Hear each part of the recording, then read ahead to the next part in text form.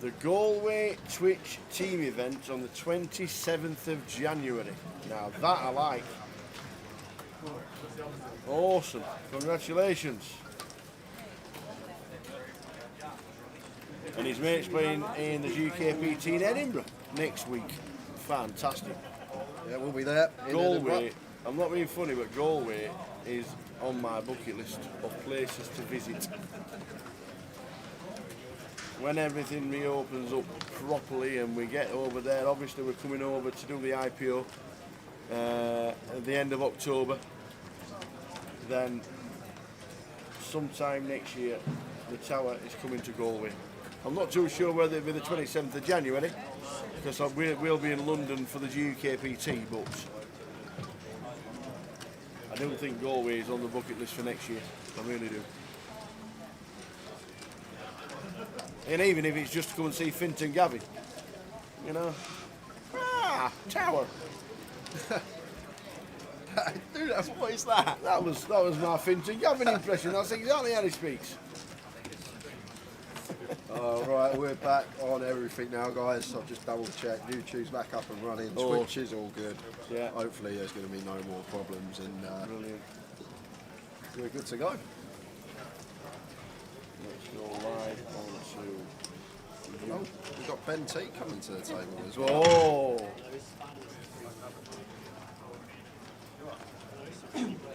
Probably going to join in the table chat with Chris and Jamie. They're chatting away. Yep. Them two remind me of that. I don't know if you've seen it. You've seen that Spider-Man meme when they're both pointing at each other. Oh yes. Don't know who's who. I'm surprised you know what a meme is, Tower, actually. I have actually seen it. I have actually seen it. I don't know what it is and why it's done. What the reasoning behind it is. What's the reason behind the meme? There you just post a picture and you put a caption with it or something. So. Yeah, Varto, can't wait to see you all at the IPO. Let me tell you, we cannot wait as a team. Really looking forward to it. And Bernie's playing in the Paddy Power, €250, 3 days accommodation and spending money for the £8.53 buy-in. Fantastic. It's at the Galmont. Well, good luck, sir. Good luck. Hope you enjoy it. And have a fantastic time and well done. Not bad for €10.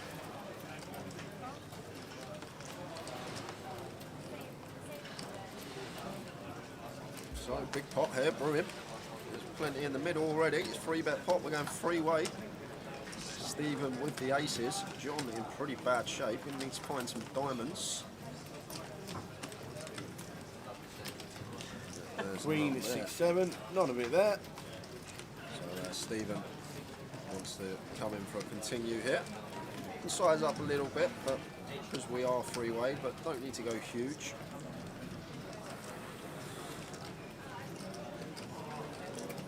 Looks around 3k, which is really nice actually. I really like that size. Clock 1 over card to the pocket 8s. Obviously, we've got to be wary. Stephen 3-betting out the big blind versus early position open, representing a very strong range. From Quack's perspective, we're probably only really ahead of a hand like Ace-King here, unless Stephen was just messing about pre, but from what I've seen from him so far, I don't think that's going to be the case too often. Looks like Quack is going to call. Maybe Quack's calling to see what Stephen does on the turn, and if Quack makes the assumption that Stephen's going to check back Ace-King on the turn, and then we've sort of got the green light that we've got the best hand, then maybe we can call once. But once we're faced with this double barrel, we've got a pretty easy fold from Quack's perspective. Although he has opted for a very small size, Ace-King of clubs, Ace-King of spades are basically the only two hands we're actually winning against, and even against them hands we're only going to have about 65% equity, so we're not in good equity shape either way. We're either going to have 2 outs, which is 4%, or we're going to have around 65% against 2 combos of hands, and then he's got so many more hands that have just got us crushed. Aces, kings, ace, queen, could be dead to potentially set that opted to continue, like a set of queens. even though getting this price here is quite, I just would feel like we're getting a sort of milked here. They're giving us an attractive price because they want us to call. There's only 2 real bluffs I can come up with here, and that's both ace king suited. Oh wow, he just we've ripped rips a it lot. in. Okay. And the call. We've run into it. Maybe he knows the 8 of hearts, 8 of diamonds is coming on the river. Yeah, imagine. Wow. The blinds are now 200. What has he done? With a big blind NCL. To re-enter. Maybe tower. No, it's a 10 of hearts, and Yeah, that's that. that is that. Well, he says, can you get the phone? Can you use the phone on the table? You're guessing. So yeah, it's not forbidden. Only thing you can't do is watch the live stream. It's not a cash table. You're only there every 2 hours max. So you're swapping clientele every 2 levels. It's not something we want to discourage. People like to tell all the mates that they're on the live stream or watch social media, watch a bit of telly maybe. Just don't put them on the table. But yeah, it's not forbidden. We know there's obviously been discrepancies in the past in different countries, but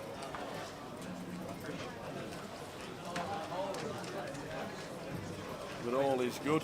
And we are in Leeds, Jack M718. We are in Leeds, West Yorkshire.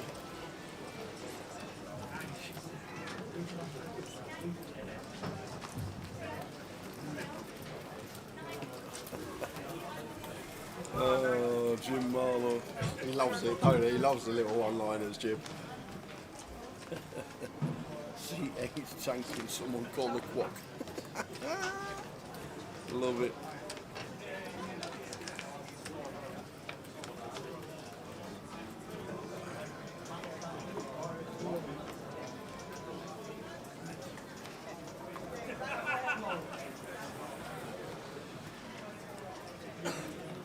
So it's actually Ben Teague in this hand, it's not John. That's a graphic error, so unaware of Ben's holding. John isn't in with 5 deuce either position. It's actually Ben that opened under the gun. I think maybe because he's just come to the table, maybe he's not been input yet.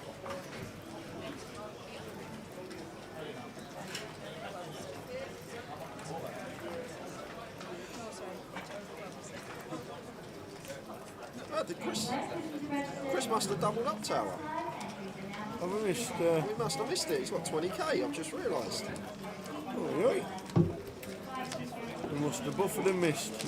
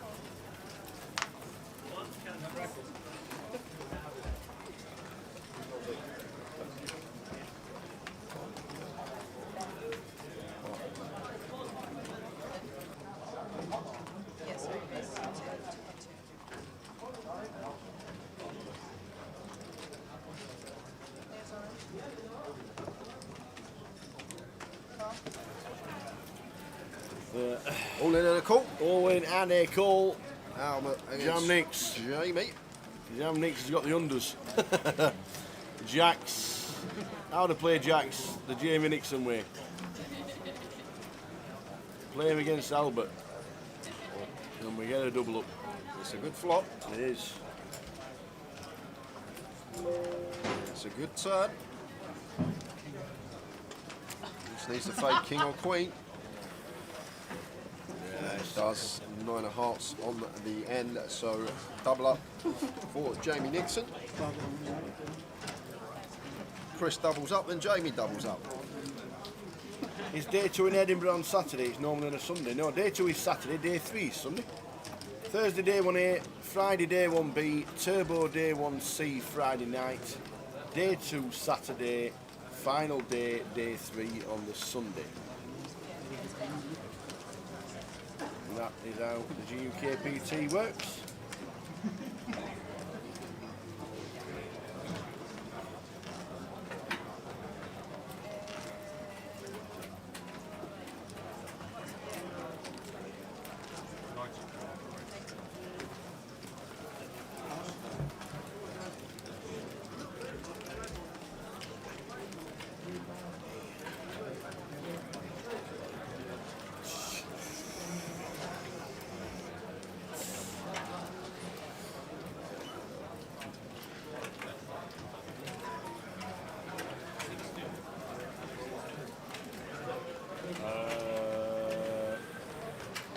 There's 182 in the chat.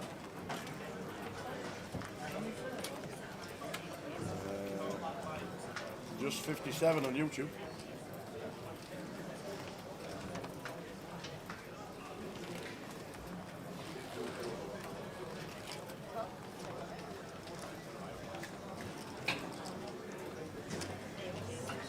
Line on line, Jamie with the pocket fives. Makes the call. And Ben going to raise it up to 4x with the ace 4. Jamie not going anywhere with fives. Heads up.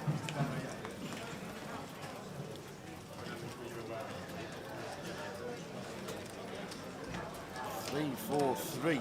Yeah, so top pair, top pickup, 2 pair Ben, but Jamie with the overpair to the board. Can't say that very often with pocket fives.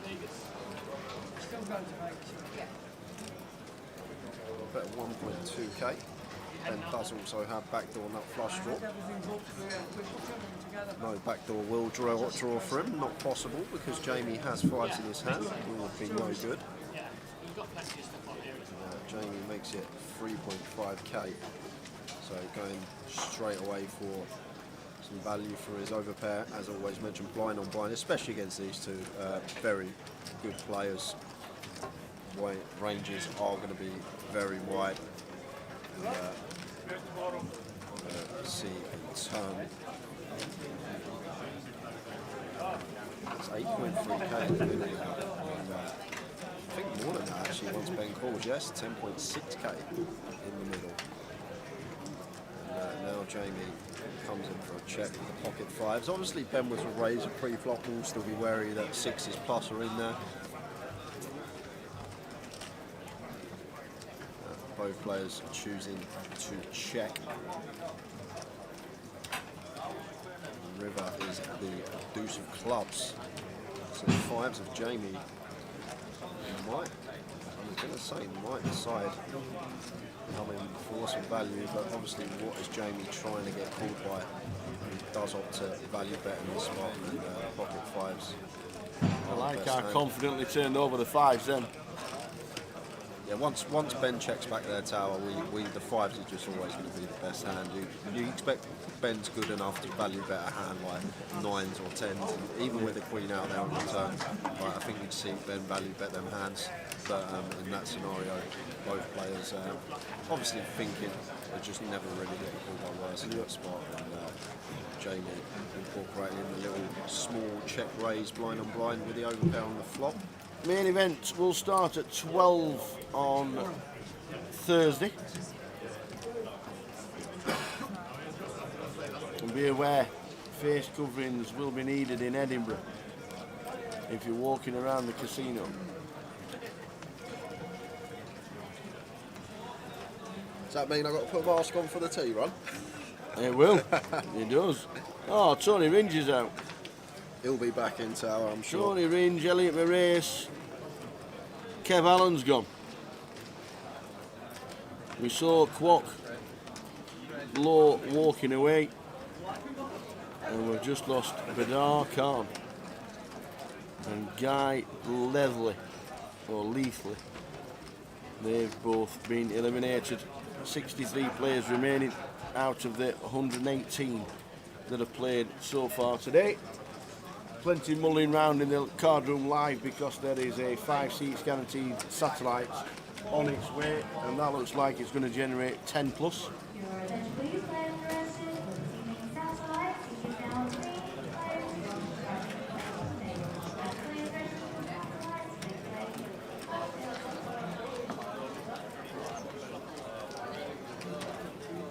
Can you go and spectate in Edinburgh? Yes, you can. Yes, you can. Just be aware that face coverings will be needed walking around the casino. You don't need it if you're drinking, so sit at the bar and drink copious amounts of Stella and Iron Brew. But yes, you definitely can go and watch the game if you fancy. Jim asked, does Ben ever need to turn the 4 into a bluff there, or does Jamie have enough gutters and flush draws to take that to showdown? If Ben bets that river, it's just never, I think it's more of a value bet than a bluff.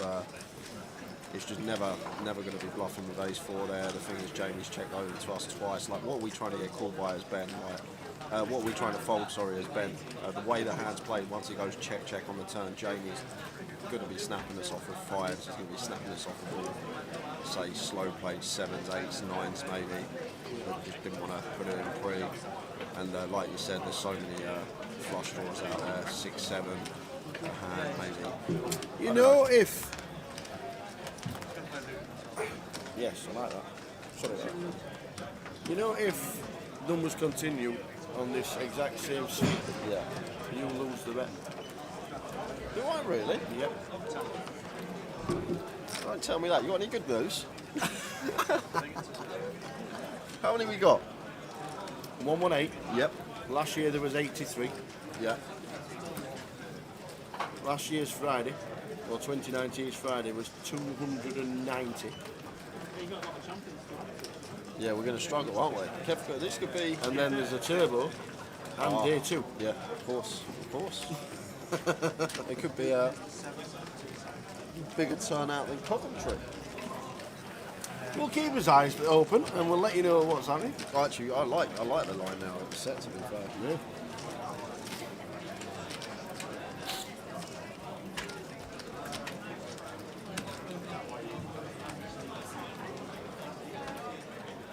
What's the time schedule for the event? 12 till 12, day 1A, day 1B. The turbo is 20-minute levels. Starts at 9, normally finishes around about 1.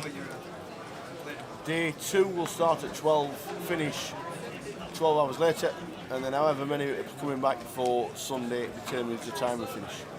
We basically play from, say, 3 tables down to a winner. Yeah, don't forget as well, Kev, Tower done a pound player under the line for you. Don't forget about that bet when we smash it. Absolutely.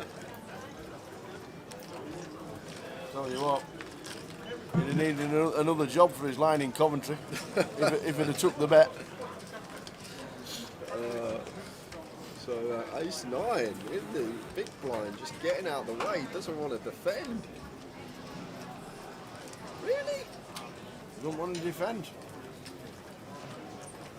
Really surprised to see that.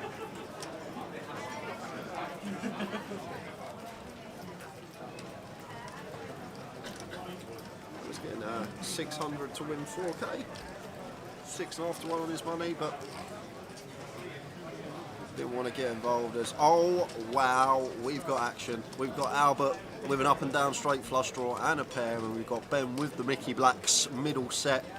And this is just going to be going in on the turn for Ben. Albert's checked over, and Ben's got an easy shove here with the 6s. Yeah. Want to be putting this one in. Albert Sapiano always comes to the cash table and says, I never hit flushes, me. Yep. I always lose to flush. Sure, They sure. always hit it on me and I never hit them. Do you think we're going to hear that line out of Tower? We're definitely going to hear that line if it fails, but it does call. So Ben, he's left himself a chip behind the line. Yeah, he's bet 3.4. I guess he wants Albert in with some gut shots and stuff like that. And that'll do. It's an ace on the end. And as Tower just said, Albert, don't make flushes.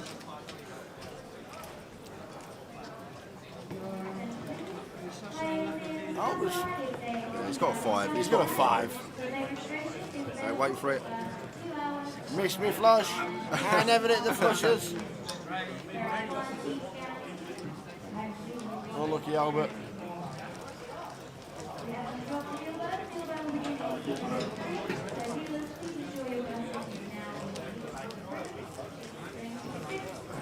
Yeah, it is midday to midnight. What do you think, both vaccines to spectate? No, not at all. No, Danny says, let's go. Nice pot. but you will need a mask. Guessing Face cover. Yeah. Guessing he's on the rail for Ben. Yeah. Nice little double up for Ben there. Would have worked either way if he shoved turn out, but it's not folding, but obviously got the value on the end from a 5.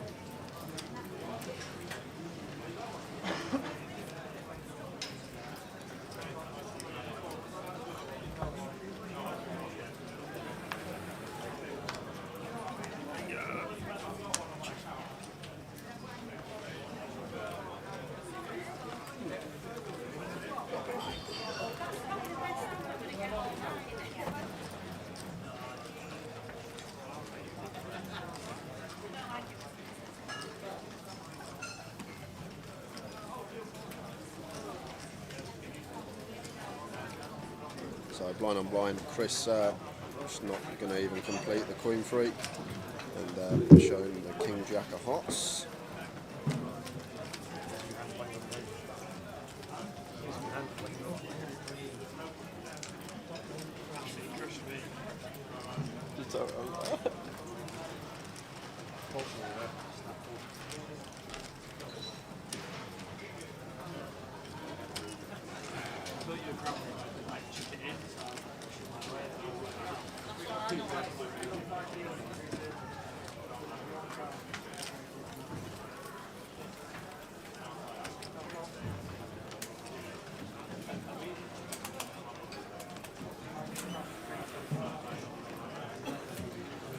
So Jamie under the gun, ace deuce suited.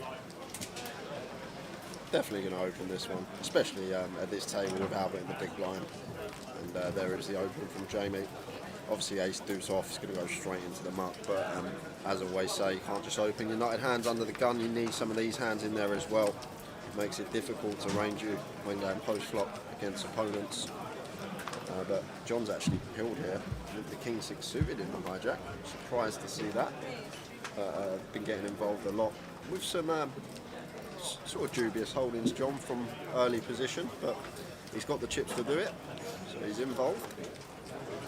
And Bowie effect, yes, that is Ben in seat 3.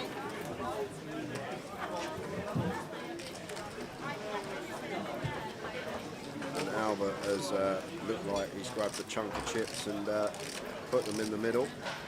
So this is probably ace queen at worst for Albert. I think usually when he does that, you know, we can't see his holding. But the pendant and size he's gone there, looked like he went massive. Loads of chips went in there, unless it was all 100 chips. But I find this with Albert free betting a lot of the time, he is usually near the top of his range. I don't often see him do it with a hand like 9-8 suited. But we're unaware of what he's got. But it's fun. Gets a sweat with John. But just from playing with Albert a lot, like seeing him free bet. Oh, maybe he didn't free bet. Maybe it was Chris that free bet. They're actually free way here. And action on this hand is incorrect, guys. So I'm sorry, you're just going to have to bear with us for one hand. It's just our action tracker's missed out that Chris is in the hand and he's got Jamie in the hand instead of Albert. So we're going to just let this hand bypass. It's all checked down anyway. It's not a big pot. It is a free bet pot, actually. I should say that. A free bet, free way.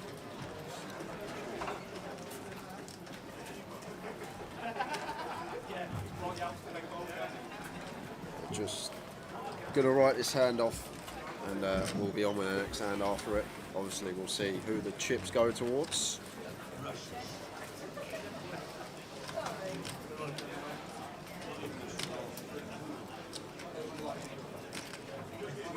I thought it was Albert that initially free bet out the blinds, but it was Chris that free bet and Albert cold called. It looks like Chris coming in for what is either value or a bluff on the river. No idea how this hand's played or action. Chris is going to be the recipient of the pot. And hopefully, I say hopefully, get rid of them graphics and we'll move on to the next hand.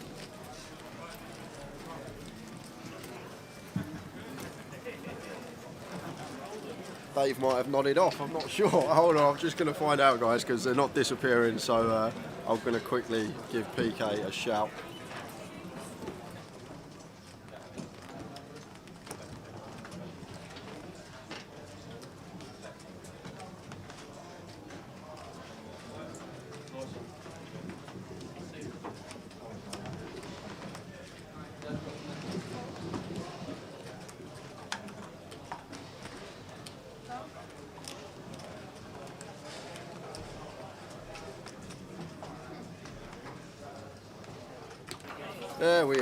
There we are, they're gone.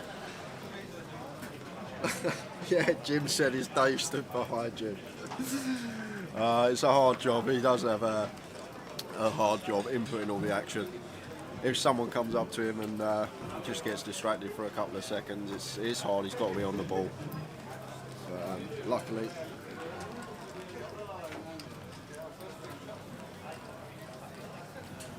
we are back. And back with, after, wait for it, there we go. I know Jamie's got nines, I know Oliver's got kings, but I have no idea what's going on with the action tracking. And I can't see Andy or PK around me, so I can't even give him a shout over, but I'm assuming Dave just had a pretty mad 5 minutes and we'll all be back to normal in a second.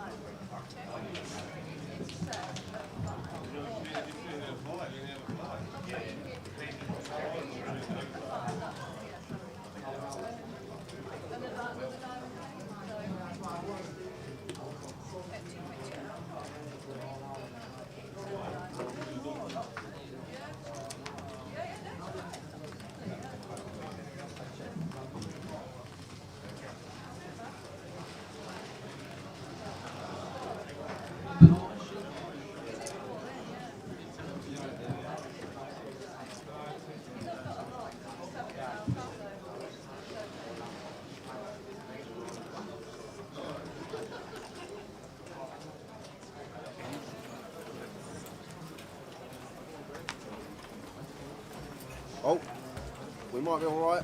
I'm open. I can see some hands. And show me your hands. Oh. What's happening? Oh, just action's gone. Action's gone. We had a hand where Is that Dave's fault? I'm not sure. We had a hand where Chris was in the pot and he didn't have him in the pot, and someone else was in the pot, and it was just all going crazy. And Blame Dave. now we just didn't have any hole cards for a couple of hands. And, Blame Dave. I'm hoping, yeah, I'm actually hoping that now this hand we're going to have some cards back. Oh, of course, that's what happened. It's me being, we had to have a reset, didn't we? 30 minutes ago for the internet because we were jerking. That's why. Yes. That's why. I'm back on the case, you see. 2-4 with a 4. So now we're back. Makes sense. Makes perfect sense.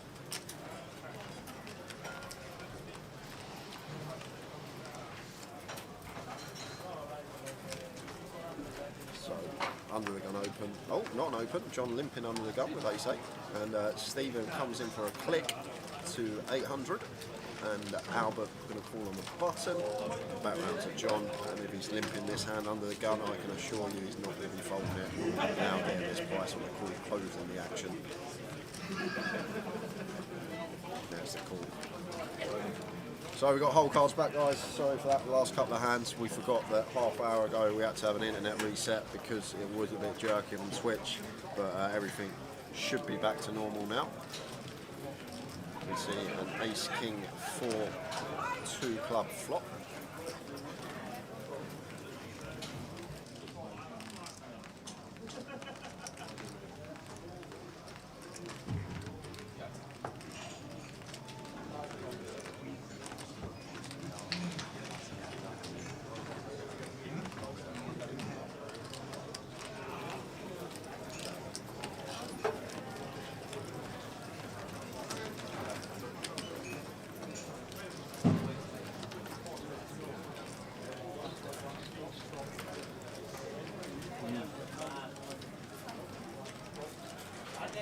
Oops. Well, the flop can's been knocked Somehow. somehow, yeah. How's that? Who's climbing?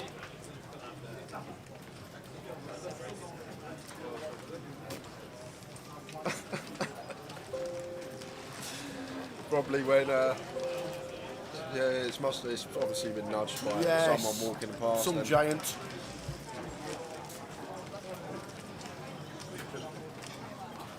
It'll get balanced. We're going to have to deal with it for 30 minutes, guys. If there's an all-in, call. I'll keep you updated. With the hands. Absolutely. There's a break in 5 minutes anyway. Yeah, 4. So for 15 minutes of it. Yes. The guys are on the case, already going down with the ladders.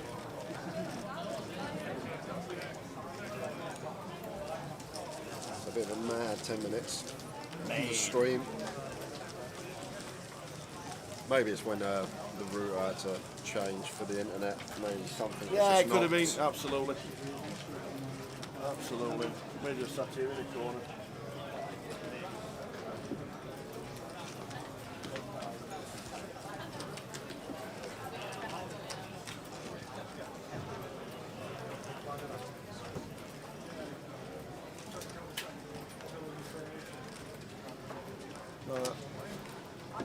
Have we got one? One of the butchers. Did we do a pan? Like we said we were going to? Not sure. See if Booby's put one in there. Has he? Let's have a look. No, that's Albert. That's the last one. That's the last one.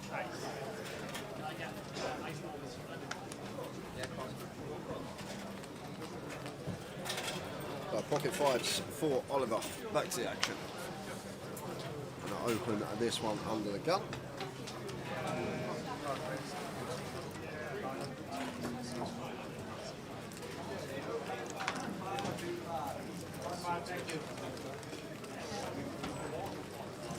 And action on John with the free deuce. Seen already he doesn't like to fold, and he's going to call this 3.5x open with the nut low in the big blind. King, Jack, 10. So check from John, and going to continue this, Oliver. I know there's 3 overcards, but from a range perspective, this board's going to be a lot better for us on the hands that we can have here than it is for the big blind. So about 1.2k. John, I thought he was going for chips there, but gets out of the way with the old nut low.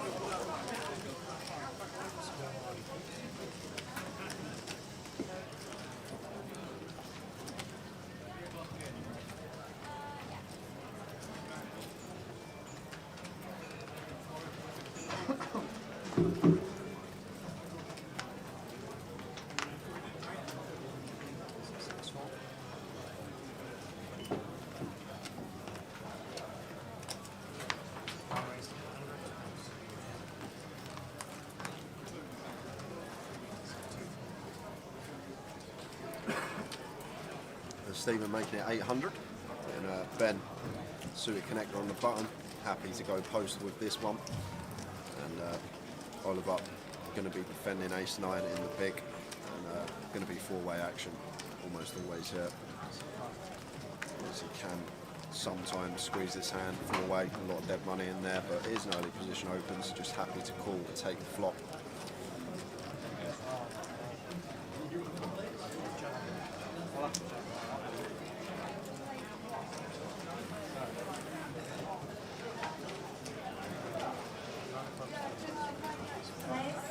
finish the hand, revealing short break. This one has checked all the way through.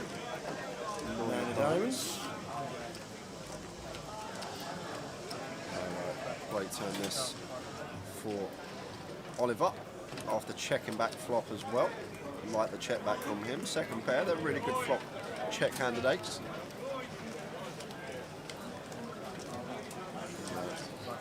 Just going to call here, keep his range wide. No need to start setting off alarm bells here. John potentially could have a 10 and we get paid from that on river. Obviously, if the club's brick.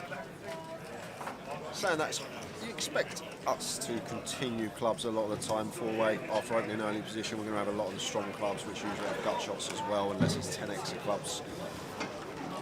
But the 8's of Stephen actually overcall here. And river is the Jack of diamonds. So, action on John, who has missed his flush draw. He's going to double check his hat.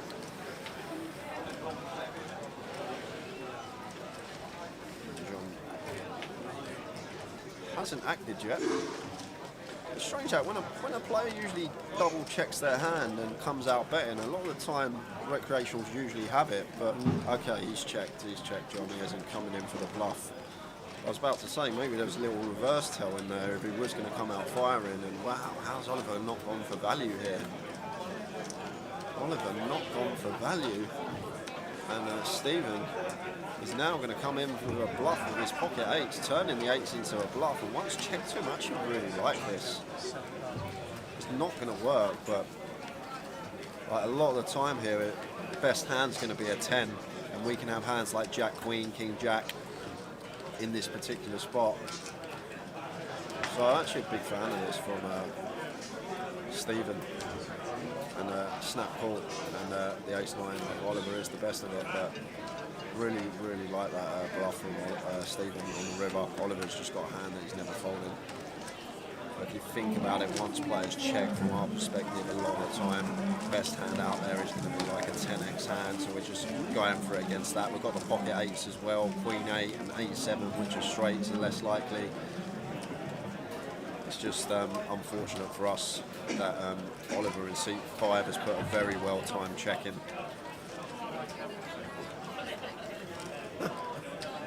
Eagle-eyed Cherries, you lot in seat 9. Maybe the wrong angle to be on messing your phone with something that's on your phone that you don't want to see.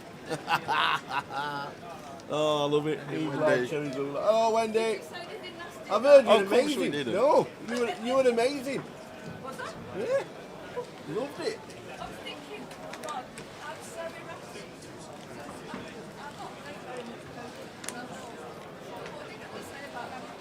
No, at all. Loved it. She said this the other night in the mini main, and she had all, she was doing fine in the mini the other day. In the mini main, in the mini that you played the other day. Yeah. All good. Keep it going.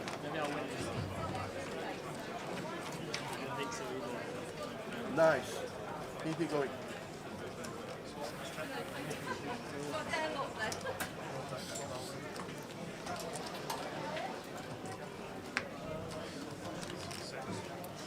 Wendy Watson come to see us. What a start.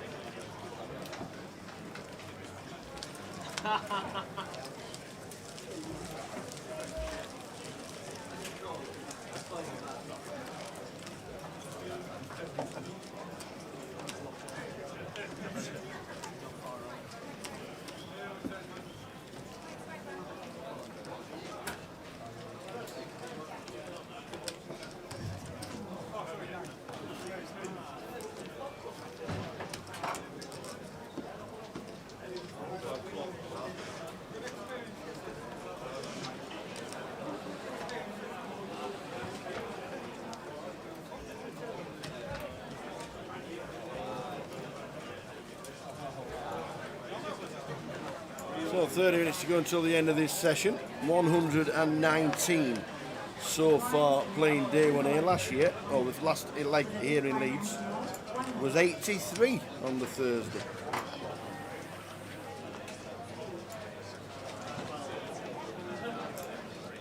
So it's going to show that we're improving the numbers leg on leg, year on year.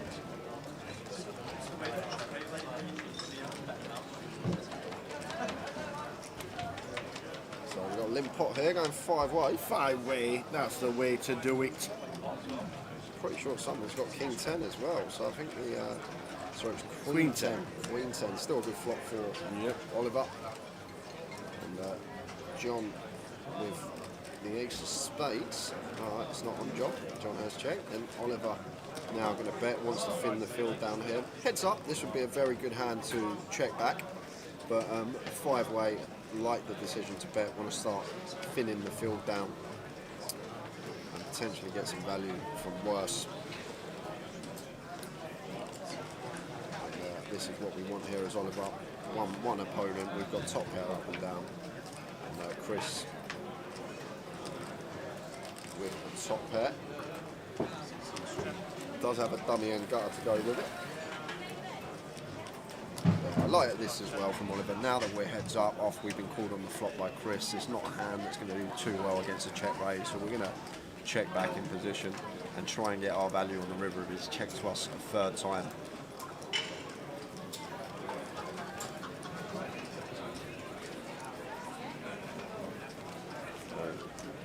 Just waiting for the river. The river is just call. Go on, David. 4.5.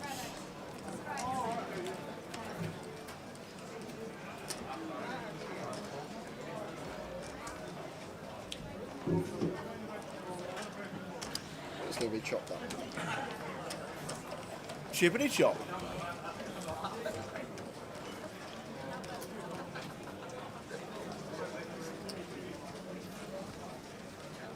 Well, the best golfer in Leeds has just turned up. Who's that? Susie Williamson. I didn't know she played. Yeah, let me tell you.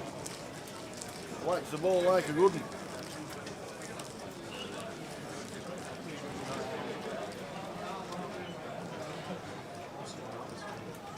Off to play the satellite. Susie just turned up. Local casino. Plays in Leeds. Lives in Leeds. Plays golf in Leeds. Supports Liverpool.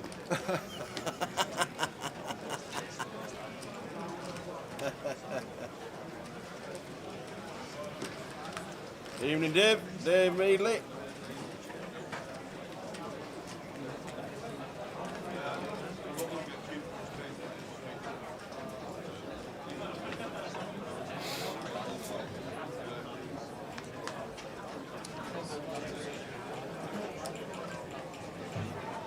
Evening, Colin.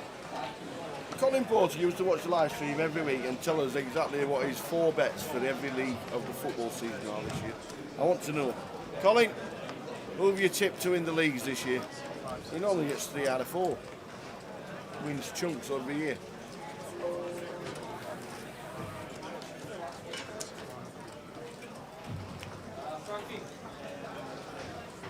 Just to let you know, there's loads playing the satellite. I'll give you the exact figure very shortly.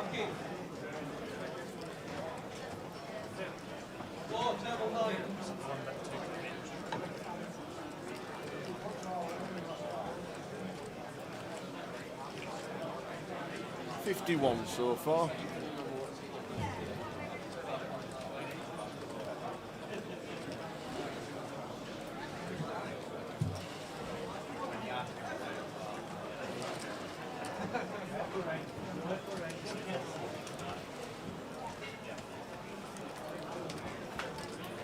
Don't forget, if you do want to check anything related to Leeds or anything Grosvenor related, the Poker Live app, click on where you want to watch and find out the information from.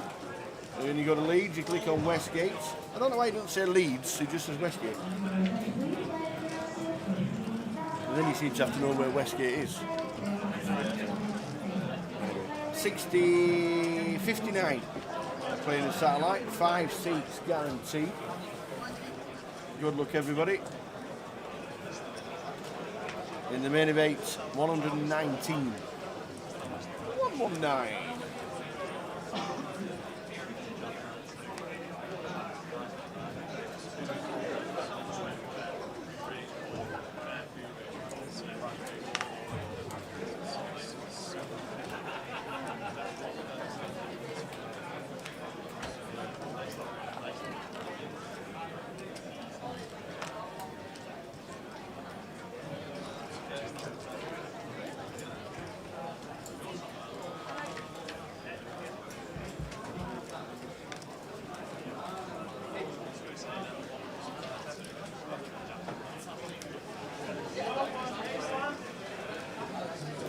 Jamie catching a piece, and Albert's going to float here with 4 high on a 9-8-7, and he's actually caught a 4 on the turn.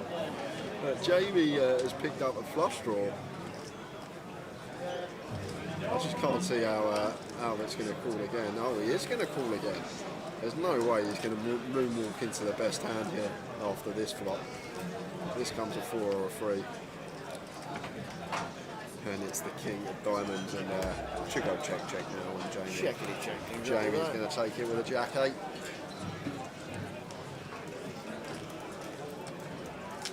Albert's still doing well on 63,000. Yeah, it's been a steady session for him. It has.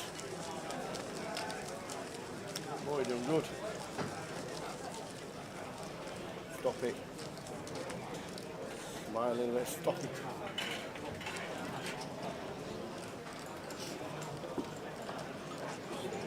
I'd rather have jellies.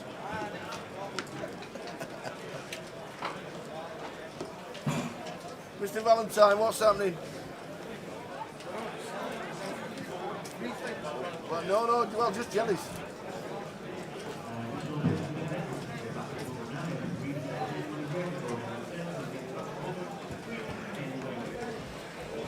So all the players are going back towards the main event, so we're playing live. Don't get on a 30-minute delay for anybody watching the live stream for the first time. You can't tweet your mates who've got cards and go, oh look, he's got ace jack. Can't do that. Full card room. Cash tables playing, satellite with 60 runners in it, and a main event with 118. Amazing. 190.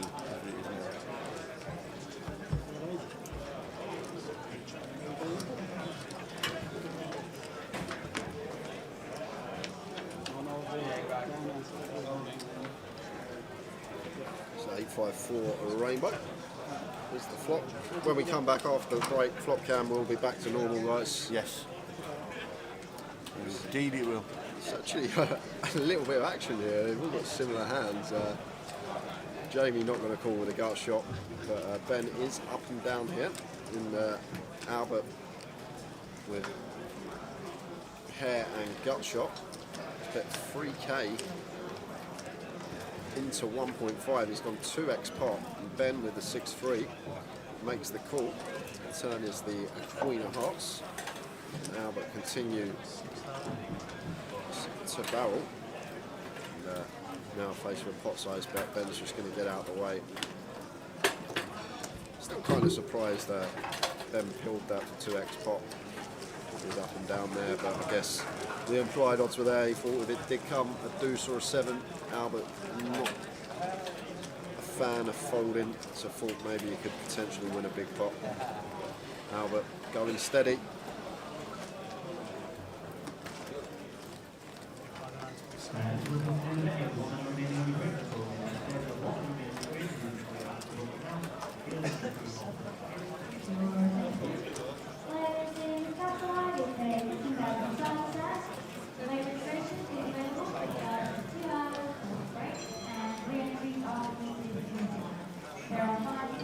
Well, all right then, muffins, because you can't tell when you shove them in one.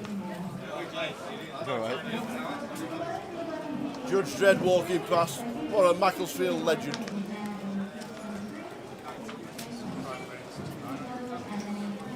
Travels the Northwest Counties 8th tier of football week in, week out. We looked through the league in Coventry, didn't we? We couldn't name a single team or knew who a single team were or where they came from. Chris with ace king, 3 bets to 3k over Oliver's under the gun open. Playing 55 bigs here, effective with Chris, and for that reason, when it does come back round to Oliver, especially with Albert in here now, he's going to be making the call, closing the action. Ben's going to fold this one in the small. And John's got 6s here, so 6s, 7s and 5s. With the ace king.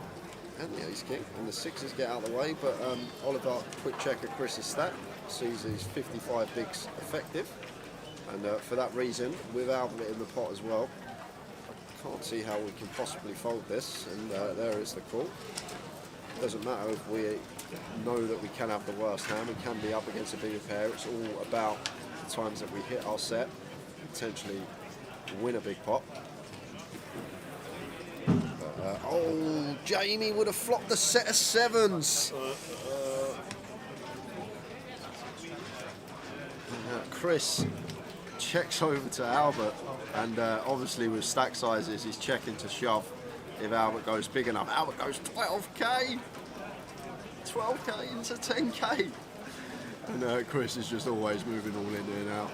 And Albert with the A6, he's actually going to be getting 6.2 to win full. He's getting 6.5 to 1 to call here, Albert. But not too sure he will call with just ace high here tower. If this was his second bullet, he's all in already. But he isn't. They tried to bluff it. Yeah. And Chris, with a very well-timed check, got this extra 12k that he would never have got if he just elected to continue. And Jamie, look, he's staring at Chris. He's like, please have kings or jacks. Please have kings or jacks one time. Not a chance. And Jamie with a flop bottom set. And he's going to be telling him about that one on break in 10 minutes' time.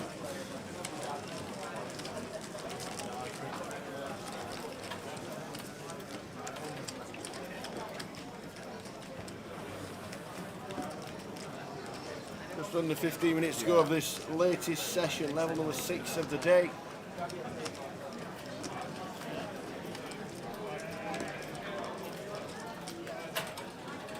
Gis de Jong says Albert is the fish at the table. Worked it out well. Gis de Jong.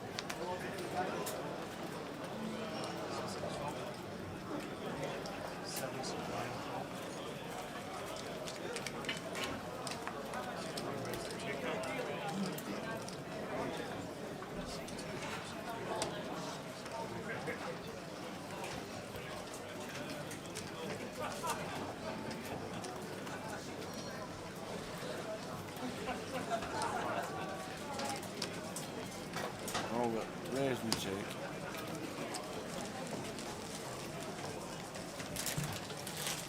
Oh, thanks, mate. Oh, thank you.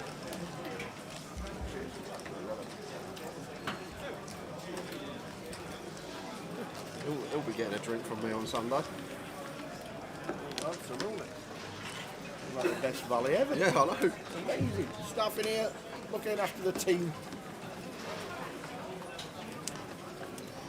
And not just the team, everybody else as well.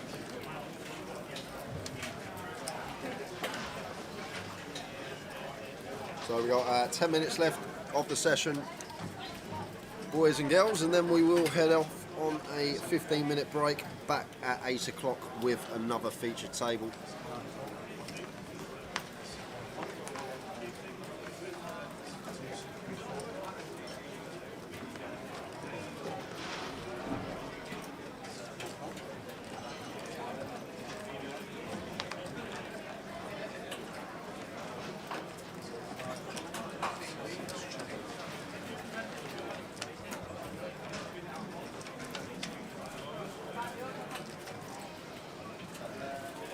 Ace, queen, queen, flop.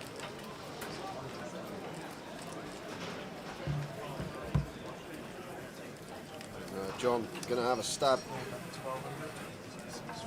And, 2 quick folds.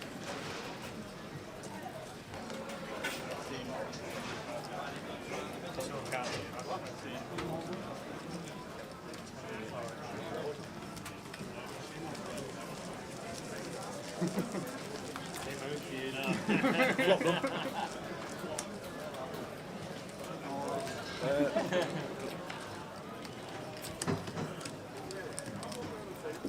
No, break it. 8 o'clock. 8 o'clock. 8 o'clock. 8 18. Leeds GUKPT 120 runners for day 1A. There was 83 last year. Well, in 2019. Still a blip.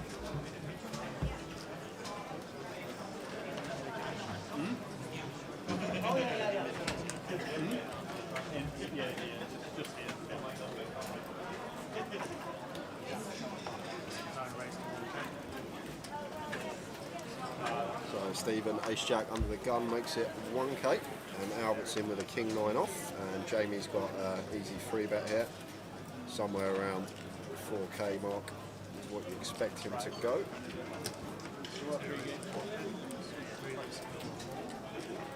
Three bets to 4k. Folds back round. Stephen here, and ace-jack, after we open under the gun, it shrivels up in size once we get 3-bet. But Jamie's got exactly what he wanted here, the original opener folding, and Albert coming along, and we have position. Flop of 10, 10, 4. 2 hearts. Check from Albert, and Jamie can go very small here on this board versus this particular opponent, and actually goes 2.5k. It looks like quarter pot. Love it. Keeps flowing completely. Yeah, keeps Albert involved. And 5 of hearts on the turn. So Albert picking up a flush draw, and Jamie here with the queens. Obviously, 10x can be worried about. But against Albert here, I think a lot of the time. Oh, I was going to say maybe bet, but he's just gone for it now, and he's probably thinking if Albert's got a pair here, like 6s, 7s, 8s, he's not folding. If Albert's got a big heart, he's not folding. Albert. And Albert, he never makes flushes, so he's going to need to find a king. No way, Albert, what are you doing, man? Take your time. Yeah, Jamie's played it well. He's gone small. He's gone small on flop, tiny, and kept Albert in, and now Albert's interested. So just fading a heart or a king. River is a jack of spades, so we are going to get a double up. Say we as in Jamie. Grosvenor Pro, mini main champion earlier this week for 27.4k as well, and he's in the mix now, up to just sub 50k. And Albert, been a horror 20 minutes for him. Gone from 75 to 30, lost over And half now his he'll stack. think he's short stacked. Yep. In his head, he's got no chips, and I'm coming back tomorrow.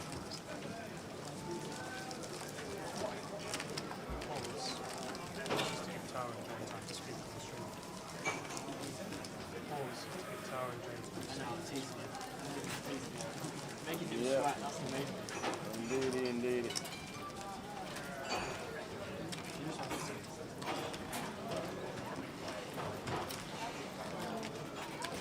But just in his mindset now is I've only got 30,000. I started with 20. Lines have gone up. I'm short stacked.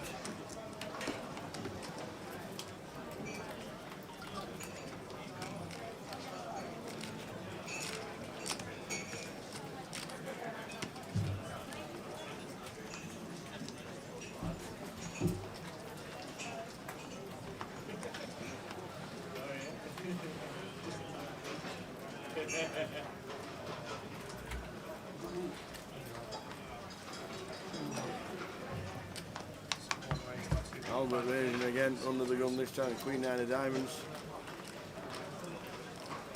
Somebody with a hand. John, he folds to 6s. Yeah, he's gone massive here, Albert Tower. He's open to 6x. So we can start going these bigger sizes. It's difficult. And now Garinda, he's just... Garinda's opened up. He's gone.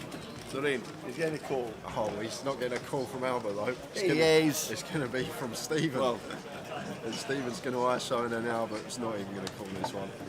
if he's just... Has he ISO'd? Yeah, He has, yeah. Albert's not putting in basically his whole stack. No. With a big blind and zero.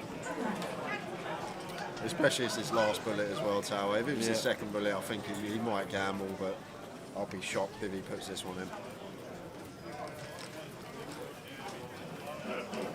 Yeah. And Garinda, you're going to need to find an 8. Stephen with the best of it.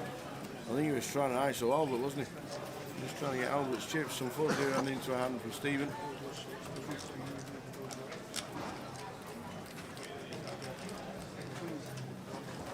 Garinda poor well.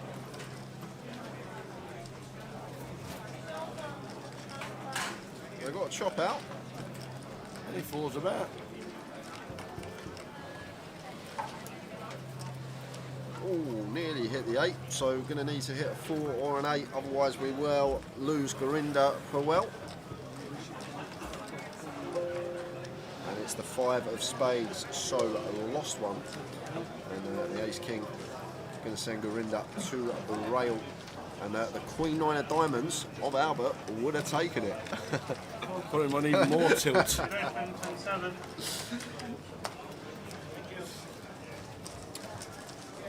we've got 2.5 minutes on the clock, guys, and then that will be it for the session. Head out on a 15-minute break, and we'll be back on the featured table at 8 o'clock.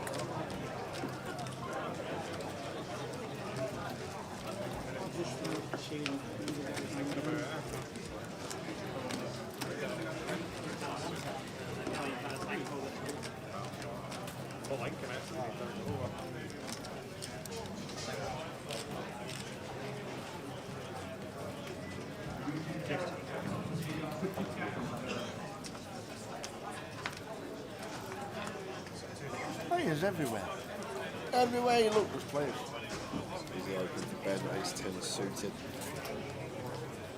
Raises to 800, and John has got the boots.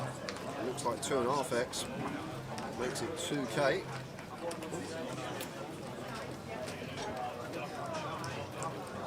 Albert's calling. If this comes king eye, it's curtains. Yeah, well, Ben's not folding now, getting this prize, closing the action. Albert's in as well, so he's going to take a flop of the ace 10 of clubs. Oh, that's it.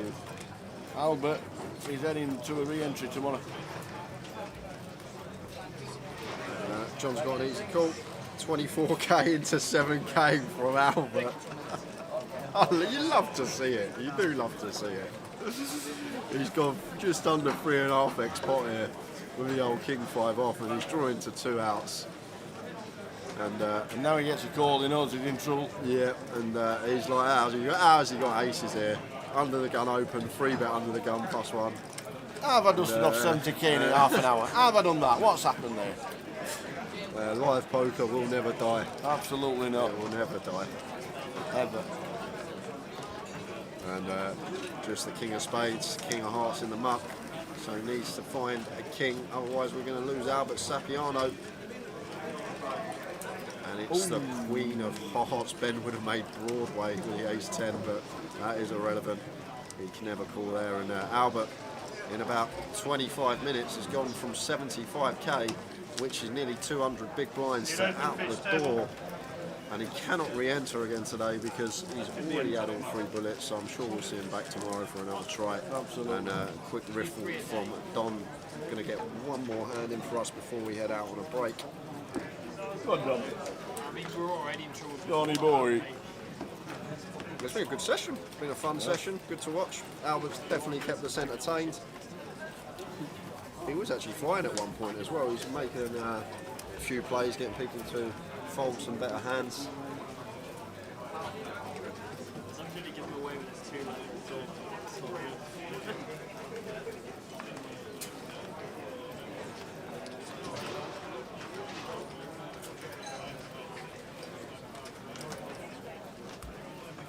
He's got ace jack for John. Last hand before the break. Last hand before the break. John got all the chips. And Oliver here got an easy 3-bet. 5 raised, 3,000. It's like 3.2.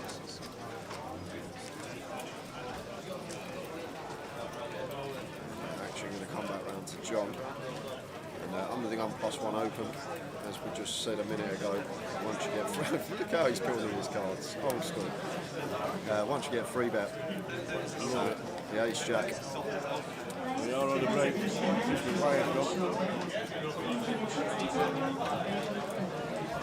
Jamie's gone. So some players may elect to fold here, but I like with recreationals a lot more than who also in this spot with the ace jack. But I've got to understand that unless our opponent's just come in for a 3-bet bluff with like Will ace suited or an ace 10 type hand, a lot of the time we can just get out of the way rather than playing out of position. He has got all the chips over. Oh, he's made a good fold. I like it a lot. Good fold from John. 15-minute break for us, and we'll see you at 8 o'clock, everyone. See you at 8. He doesn't like game 1 coming out. over like, "Come on, Crocky," and Joe Hasham would come over and be like, "Come on, Crocky." But yeah, I managed. He started the heads up with about 3-1 chip lead, and I managed to again grind it back and won my first. Well, I'd say probably my most significant poker win and my Aussie Millions ring. Yeah. And then 2020 stopped. and we went in lockdown and we grew a beard and you know, how strange has it been for you? The first couple of months were well, I don't know. I think that even it's like lots of my friends and things when they were all locked in the house, they started doing Zoom calls with their friends, and they were like, "Oh, we're having a poker game." So like poker became massive, and I'd say 50% of my friends who had never played poker had started playing at this point, or playing at home with their friends and online and things. For the first 2 months, I was absolutely loving it. I was playing all the time. The games were brilliant. I was like, yeah, lockdown, lockdown, and like people were getting really negative about it, but I was kind of embracing it. And yeah, the first ever GUKPT was played online, and I ended up going into the. I was chip leader on the final table of that one. Would you believe? And I ended up busting out in fourth. I ended up busting out in fourth and got £9,000. I ran a huge bluff with 6 left that I would never try again. I don't think. But, live and learn. And then yeah, so for the first 2 months, I was putting in absolutely insane volume, and I was playing probably on average 12-13 hours a day. But then I was struggling to sleep because when you play so much online, 10, 12, 13 hours a day, your brain's so active, battling against the best players in the world. So your brain's so active. So when I was finishing my sessions, my brain's whizzing, and I couldn't sleep very well. I was struggling to switch off. So yeah, in the last 6 weeks or something, I've not played as much. I'm just playing a little bit of cash games here and there, and then in a week or two, the World Series of Poker Online starts. So I'm sort of just doing a bit of studying and getting ready for that. Really. Nice one. We're gonna just about to finish, but we've got some quick fire questions. You can answer them as quickly as you want to, or you can elongate them if you need to. Okay. Live or online? What's your best? Ooh, well, people would always think for me live, but I would say that primarily I'm an online poker player. Best player you've played against? Best player I've played against. I've got to say Doyle Brunson. We've seen you've had a royal flush on our feature tables. How many rolls have you had in your career? Right, so I would say about between 25 and 30. But I remember having, when I was playing in Australia, when I was grinding those leaderboards, I had 3 in 1 week, and it was crazy. To get 3 in 1 week's mental, because he won in 221,000 or something to get one, I think. Money or the title? I would always have in the past said money, but I quite liked my Australia Aussie Millions ring when it was. I don't know. Maybe it's because I won it there though. I'd say in the main money though. And who's your nemesis at the poker table? My nemesis at the table. Wow. Yes. Nemesis at the table.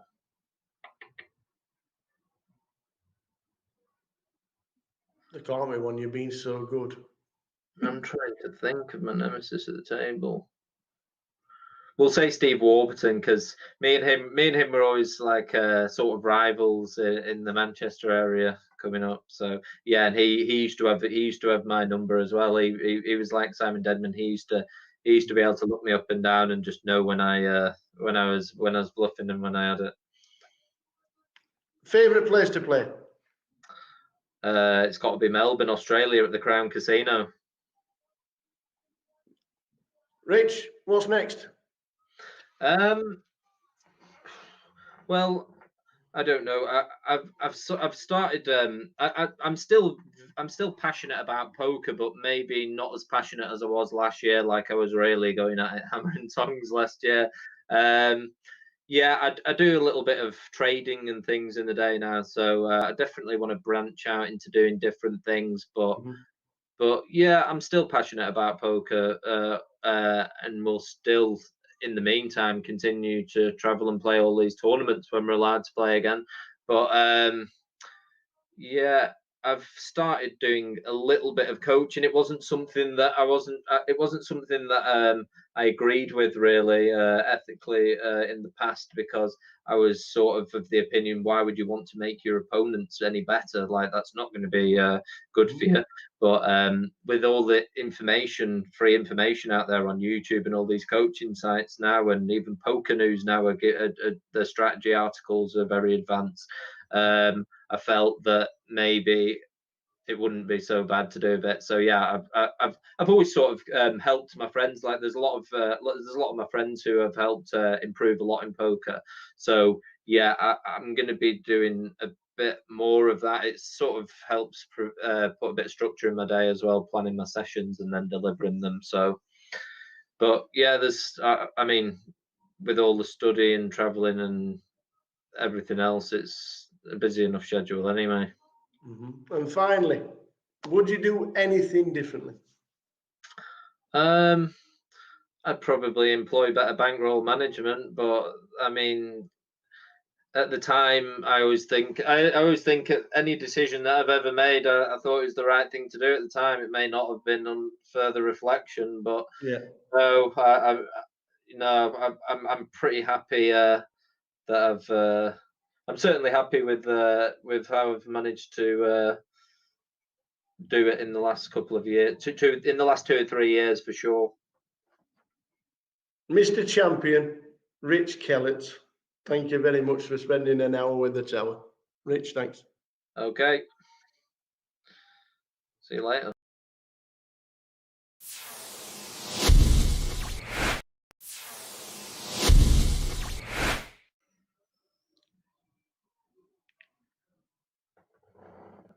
Welcome to another hour with the tower. We are pleased to be joined this time by one of the guys who plays a circuit, and a lot of the circuit we will be talking about. Over $1 million in lifetime earnings, 8 GUKPT main event finals, and the 2019 Grosvenor Player of the Year. It is the one and only from Castaway, Mr. Tom. No, it's Richard Kellett. Hello, Tower. Just got my lockdown beard here that everyone might not be accustomed to, but that is a growth, man. That looks good. Yeah, well, the pubs opened, didn't they, on Saturday, and I was sort of tempted to go out, but what I made sure that I did is I didn't go for a haircut, so then I didn't want to go out like this, so I managed to fade it for another week. I tell you what, if Simon Zach watches this, you could be brothers. Yeah, I was going to say, yeah, do look a bit like Zach. You know what? Absolutely. Hey, we're going to run through what Rich Kellett has done for over the last decade. It's been pretty eventful. And one of the first things we can talk about is that we saw recently you posted on social media about you're in a chess club at school. Now, you're talking to a guy that used to play for Rotherham, by the way, at chess. Oh, wow. So now that is a long time ago at school, by the way. Was chess a good base for poker? Is that what you deep thinking? Absolutely. So in my primary school, in my local village, our head teacher, she was called Mrs. Baxter. She was very, very she was really, really passionate about chess, and it sort of exuded through the whole of the sort of year 6 age groups down to year 3. We were playing and we had a really avid club. And yeah, it just went from there really. Me and my younger sister, we ended up being 2 of the better players, and we we ended up representing Lancashire, Nice. and we'd even go down to England matches at the Albert Hall, where they play the darts. Now we used to play in the Royal Albert Hall, where Ali Pali, where they have the darts finals Yeah. now every January. And yeah, we sort of got to the stage. I was number 4 board for the number 11, the under 11s in Lancashire, and my sister, I think, was the number 1 board for the under 9s in Lancashire. So we were pretty good, and then obviously we were coming home and we were playing each other and getting better and better. And then it got to a point when we were about 9, 10, 11, where we were too good to play the other children. So in the evenings, this was sort of like, we were at an age as well where we were going to bed at 9 o'clock on a usual night, but instead of that, we sort of we were only playing competitively with other children at weekends. So Yeah. what we ended up doing was we ended up joining like local men's clubs at like 9 and 10 years old. So you can imagine these were really late nights. We're in these local games. We're going to places like I was from Chorley, so going to places like Leyland and Blackburn and Burnley and all over the place, travelling around the northwest. And we were sat in there till 10:30, 11 o'clock at night, and we were playing against fully grown men who were drinking pints and blowing smoke across the chessboard. So it was it was sort of like the ideal preparation for poker. But yeah, at 11 years old, when I went to high school from primary school, it just sort of wasn't cool to play chess anymore. Everyone, you just couldn't be that kid who was in the library every day. So yeah, I had to get back out on the football field, and I stopped playing then. Yeah, so I've met some people through poker all around the world who've gone on to be really, really good chess players. But yeah, I sort of completely left it alone from 11 years old. How good could you have been, Duran? I don't know. I definitely felt like I definitely felt like I had some ceiling, because there's a guy in the local village, to me, who used to really give me a good pasting, and that always brought me back down to earth, sort of thing. So I don't know, but it's leading into the poker thing from chess. The skill set is so similar, because in chess you're thinking 3, 4, 5, 6 moves ahead, and it's exactly the same in poker with your pre-flop, your flop, your turn and river. It's the thought pattern is almost exactly the same, thinking moves ahead. So yeah, the skills are massively transferable. But I mean, I'd love to sort of play now, but you can't really win money, and the games are very time consuming. So it's yeah, I would love to play, but I don't know. Maybe in later life I'll get back into it. I think when I've got a bit more time and there's not so much poker going on all over the place. Absolutely. Where did you start first playing poker, and how did you learn, or was it just like? So this was 2005, 2006. I was just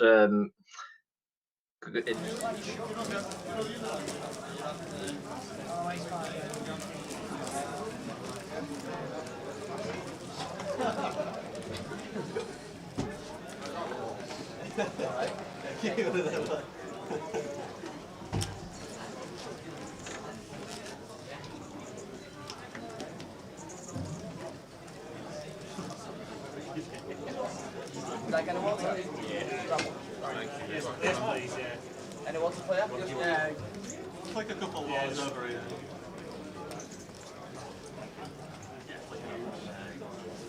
Okay, cheers.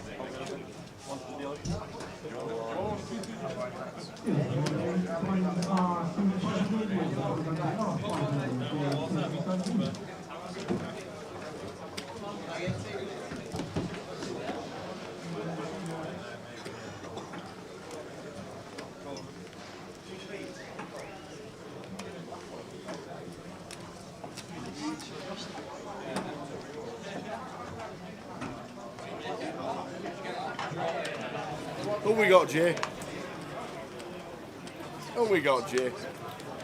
So apologies about the camera angle with the flop. It will be back very soon. It will be back. Apologies about the flop cam, because you had to change the flop cam because it dropped. Then the flop cam, then they come for the overview camera. It will be back in 30 minutes time. Sorry about that, and sorry for not unmuting myself either. Yeah. So basically, That we was, did that was everything this wrong. guy, that was this man, that was this man. We had a 15-minute break and we got excited.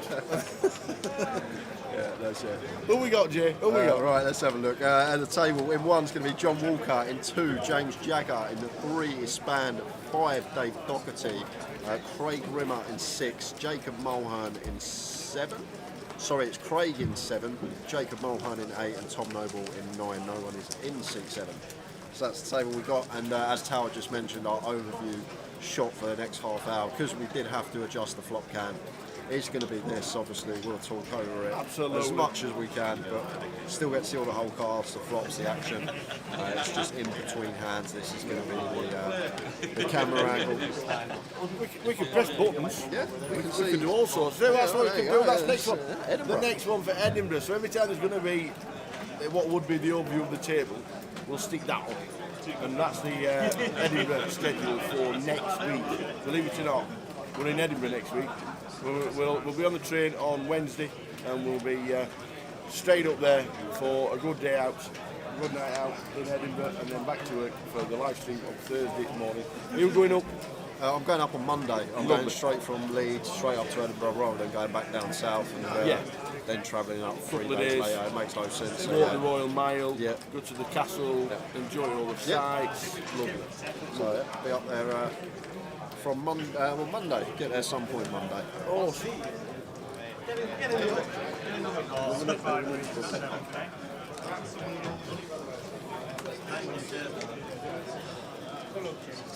So David here, he's got lots of chips and trying to put them to work. Don't mind this little span, competent player opening on the button after a couple of limps. So span, a wide variety of hands. Yeah, he's a double champ, isn't he? 3-bet bluff here.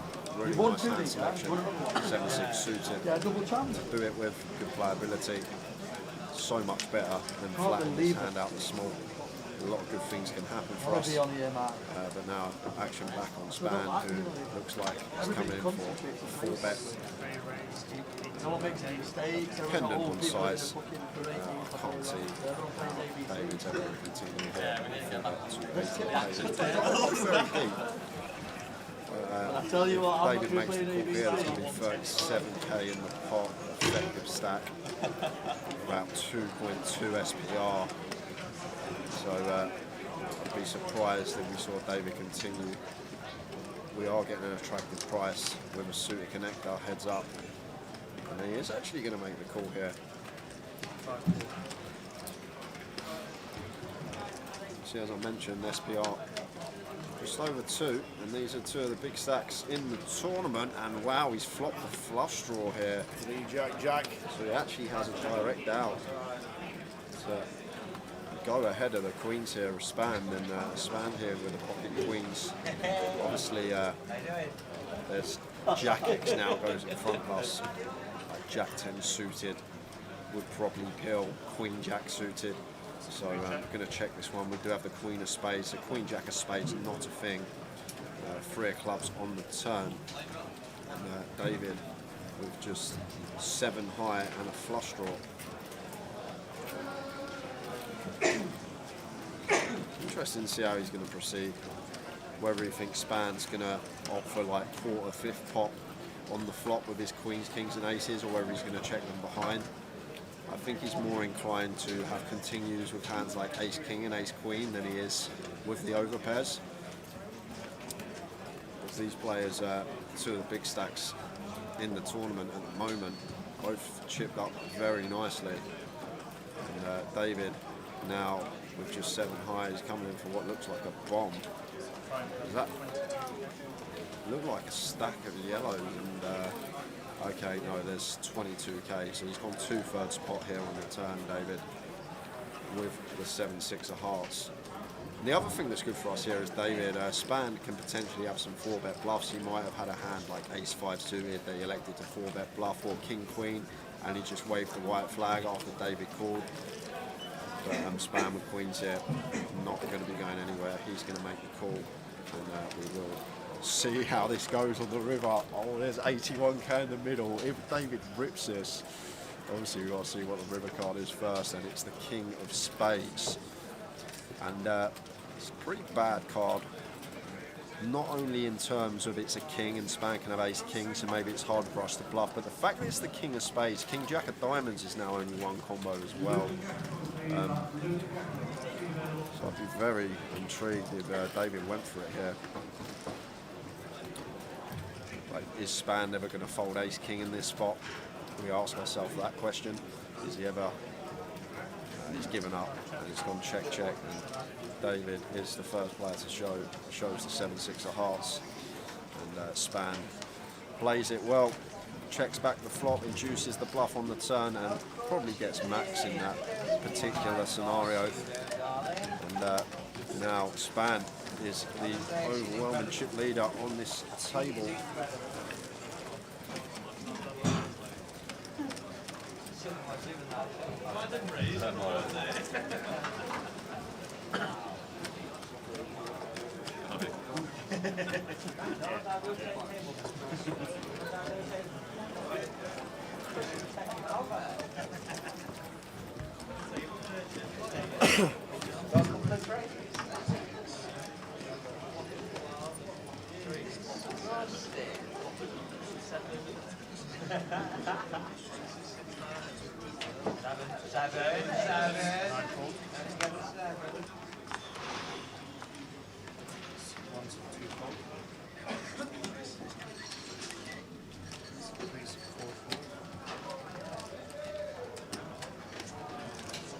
Raised to 1.1k.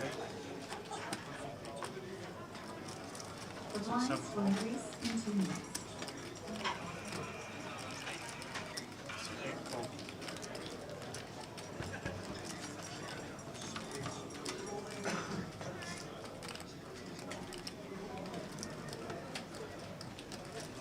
Check.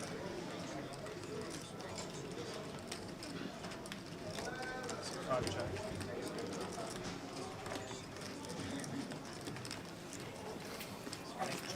King 6, 10, 4. David not choosing to continue, but going to come in for a delayed c-bet on the turn. And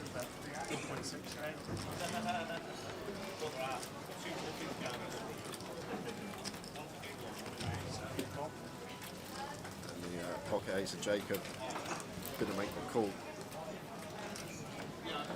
8 on the river, so Jacob rivering the set, and actually to David, who waves the white flag and shows the pocket 9. Pocket 8s of Jacob, rivering a set, going to take that one. I was quite surprised not to see David continue on that particular board, but he had a reason not to.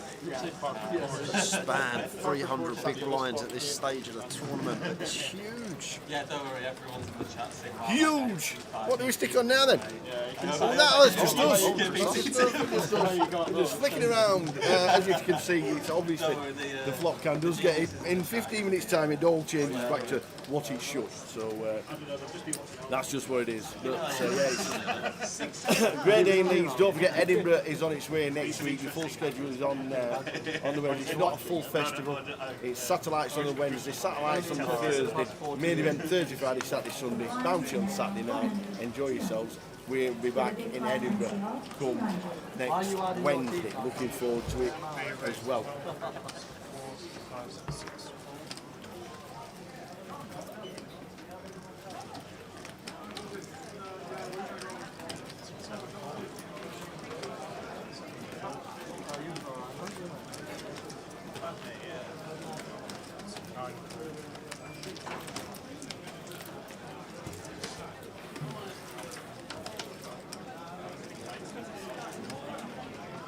Ace Jack 7, rainbow. So every player catches a piece, top, middle and bottom. Top, middle and bottom. What is a hot spot? Not a good spot. You won't know what I'm on about. Not a clue. So Craig with the best of it, with the ace-10. Span going to come in for a continue here. Definitely a board we can incorporate a lot of checks in as well as Span. Flop middle pair. In terms of range, yes, it is a board which is going to favour us. I'm a big advocate for coming in for high check frequency when you do flop middle pair, three-way, even heads up as well. See 8 of hearts on the turn, brings in gut shot for Craig. And now Span checks it over. Craig should be fairly confident about his hand here. He's going to check it behind. A bit of deception as well. Need to incorporate some top pair checkbacks, not only on flop but on turns as well. This is a good one to have in our range because not only do we have the top pair, we had the gut shot, which has actually completed for us on the river with this 9 of spades rolling off. And Span can't do anything but check here. Our opponent should have a lot more 10s calling our open on the button than us. So in on Span, I'm going to be checking a lot of the time, but Span's actually going to come in for a bet here. And this is a bluff. He's trying to get like an ace X suited hand to fold. I'm guessing 4.5. It's never value here. We're not getting called by Queen Jack in this spot, so Span's gone for a bluff for just under half pot. Really trying to put some pressure on like ace 5, ace 4, ace 3, ace deuce suited. And there's the all in and the snap fold from Span. A very unorthodox line there from Span. First the bet on the flop, and then the twist to press button J. Oh, I pressed that one before. Press button J. All right, this one. Oh. Yeah, what's that one? Oh, that's the 30-30. That's the 30-30. Let's talk about 30-30. What we got there? Oh. Reading, Leicester and Blackpool next week.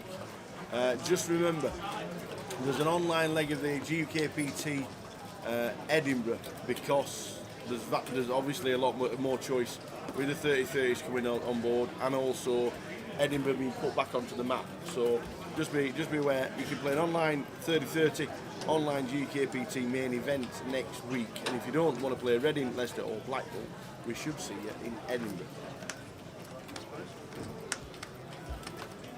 So I was wondering why the King of Clubs was face up. I'm guessing there's a card exposed, and that's why it was face up in the middle of the board. Daydreaming. See, Gully Math got it, you see, strike it lucky. In Michael Barrymore. Top, middle, and bottom.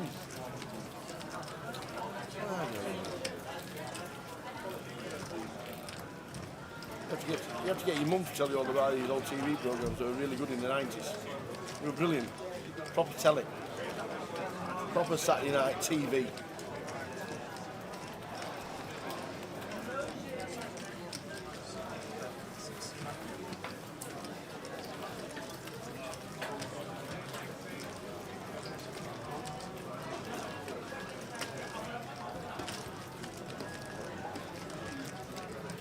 Ace 5 Queen, check, Jack of hearts on the turn.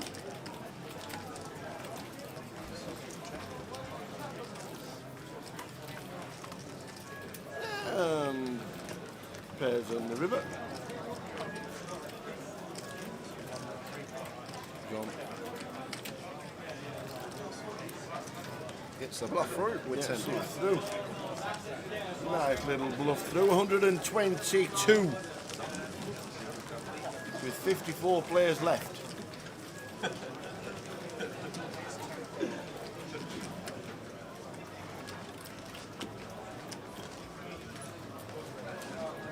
Raggy's just departed again. Not having a good day. Looks starting to change.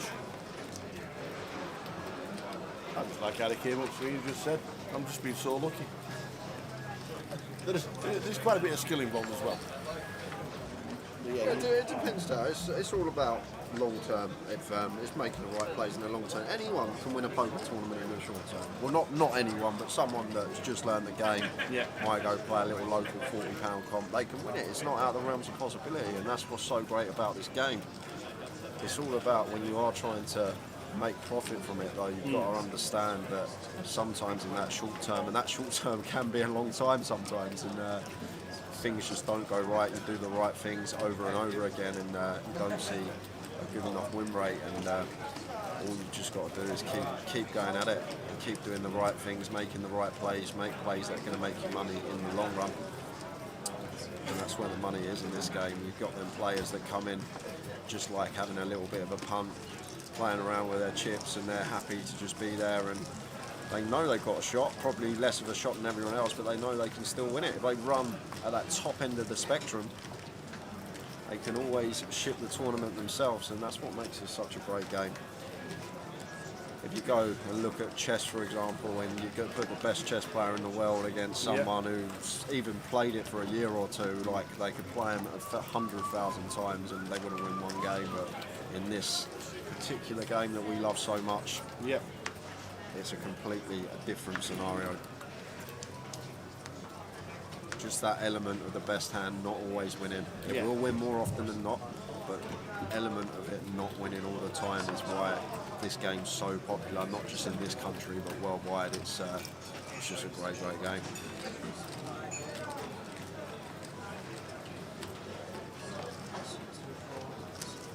Hijack open from Jacob, raise and take. He's not getting any action.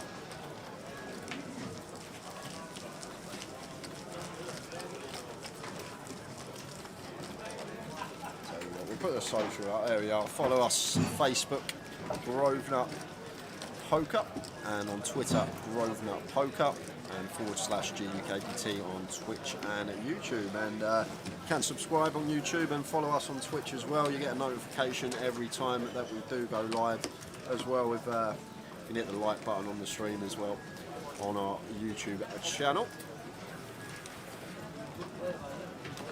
Next time you see Frankie, can you tell him Liam says hi and then he needs to smile? Frank, I don't think Frankie's smiled all week.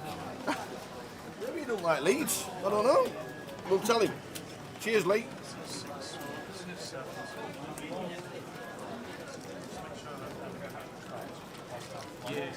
We'll have words. £100,000 in the prize pool so far here in Leeds. Day 2. Day 1B, day 1C, and buying for day 2 to come.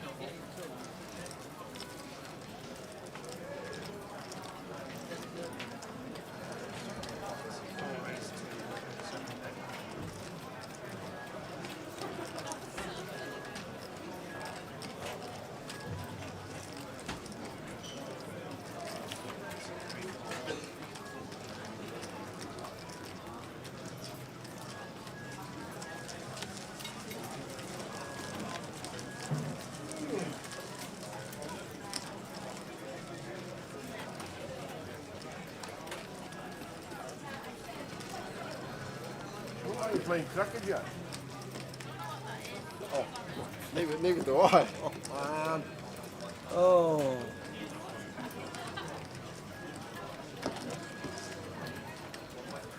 So in the hands you can get a question right and he puts presents in your hands and then you don't drop them and then you have to keep holding them and you can't lose them. That's what she looks like, walking down with all that stuff. She's got that. Oh, goalie math, we need some help. It's like crackerjack. What's that? Oh man. Oh, Bernie, we're being hosted.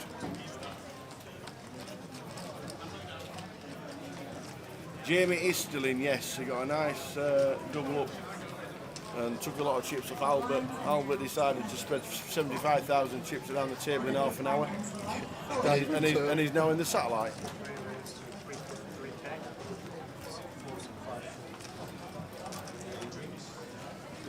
So Span got the chips now, really up in aggression. Nice to see. Queen Jack off, comes in for the 3-bet bluff and gets it through, gets Ace Jack to snap fold, and Span really seems like he's playing good confident poker. can with 90,000 chips left. 150,000, you mean, Tower? 100. He won that huge pot against David Doherty first hand of the session. 150,000. That's to be the chip leader in the room. Has to be.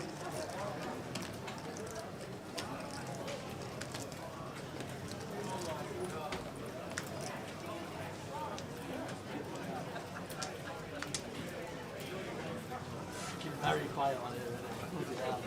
We'd be loud. Someone tell a joke or something. We'd be louder after the session. We're feeling like you got plenty now. Swap teams.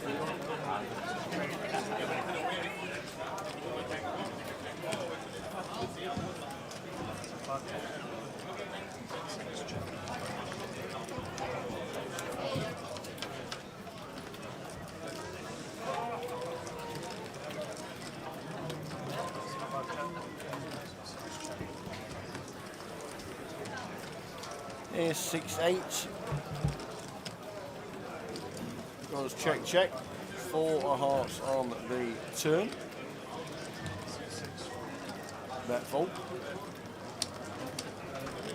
Edinburgh next week. Online legs for Edinburgh next Wednesday. 30-30 online day ones. Then you can choose where you want to play. Reading, Blackpool or Leicester. The rest of the season we have got Edinburgh, Luton, Blackpool and London for the grand final. And David Hayes making an appearance in London. He's going to be making an appearance because there is an online promotion with David A. The knockout series on its way. It's free to play. 3,000, the guaranteed free roll. Starting next Wednesday. And the winner gets a seat into a live final. Great idea. Yeah, that's 7 free rolls every Wednesday for the next 7 weeks, and each winner of each free roll, they're the ones that will get a seat. There's a 3K guarantee on the free roll, so it won't just be a seat up for grabs. I'm sure there's big tickets and stuff in there as well, Yep. but the winner will get herself on that event. And could have me and Tower talking over you as you play on a featured table against David Hay.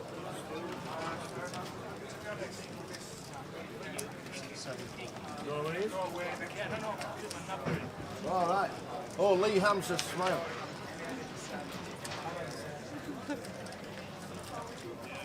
Frankie's smiling. Something's happened.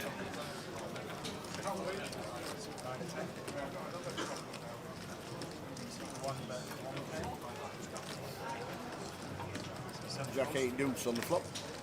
John flops the best of it. Yeah, about 1.1.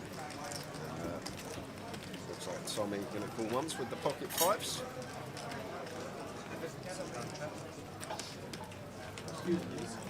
Excuse me. 10 of hearts on the turn. Fires again after turning 2 pair. Not action. Yeah, it's alright.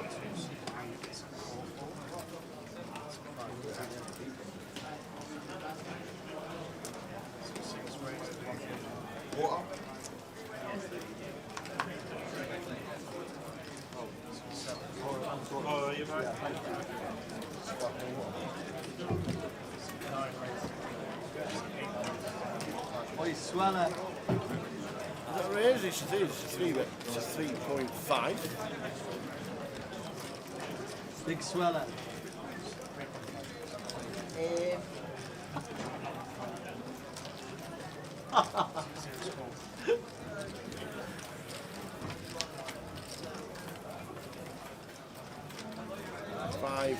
9-7, delicious.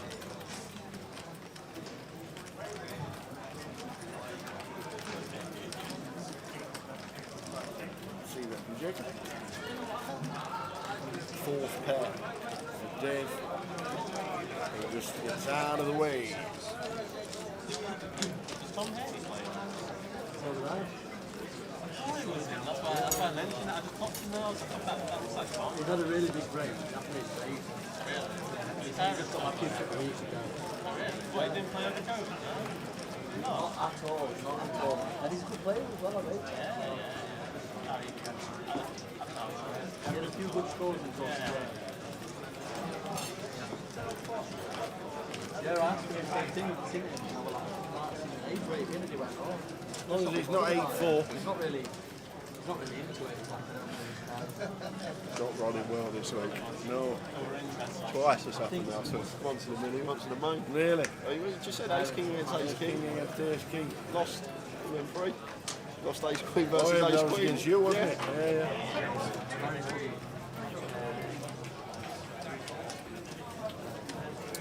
Let's see. Low king 9 suited. Raises it up, and David in the cut-off with the pocket queens. Going to be free betting this one, somewhere around 3x, 3.6k size I'd like to see. There it is, 3.6. Same race, yeah. Exactly the same. And action back on a C pair. Exactly. The king 9 How much you got? just asks for a quick stat count, see if he wants to get involved. 36. Is out of position here. Obviously we've opened low jack. We didn't open early position, but we're not going to get involved. Definitely get behind that in position. Probably going to peel out of position. I'm just trying to let that one go.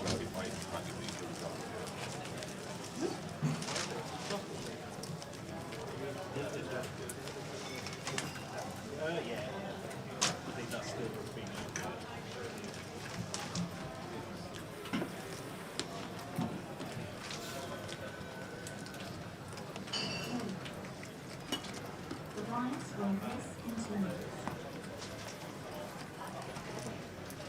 So the Strand, we reckon, is chip leader in the entire tournament.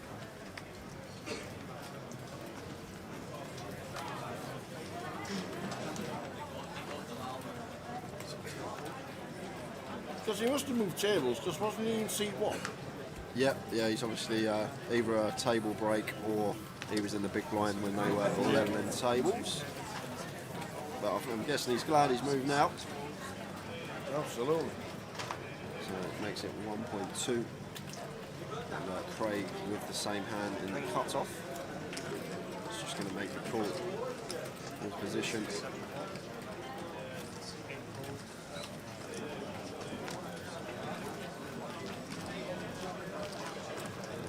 Both players with this ace-10 suited.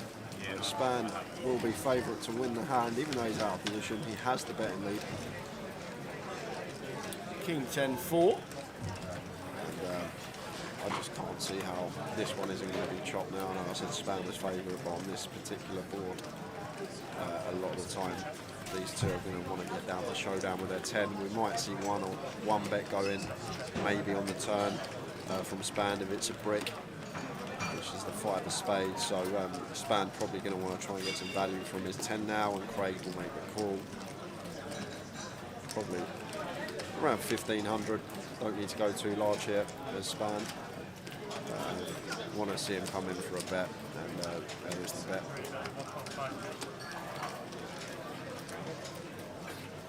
1,500, and Craig will make the call in position. And then, unless the river's an ace or a 10 or a king, actually, a king is probably a good card to value bet. The 6 of hearts. The blinds are now Span could come in for something value, maybe try and get called by Queen 10, Jack 10 from his perspective. But if it's checked over to Craig, Craig's probably not going to come in for value because Jacks and Queens is still in there, but looks like Span is going to come in for that thin value, and it's going to get called, and this one will be chopped up at 2.5. getting this price, Craig, with ace 10, just not going to be able to fold after the flop's gone check, check. Like it's two small bets that you've got to call.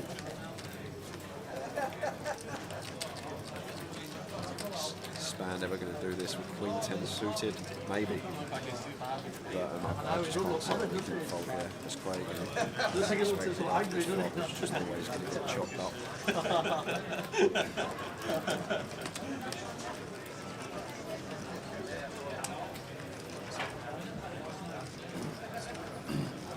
Chop it up.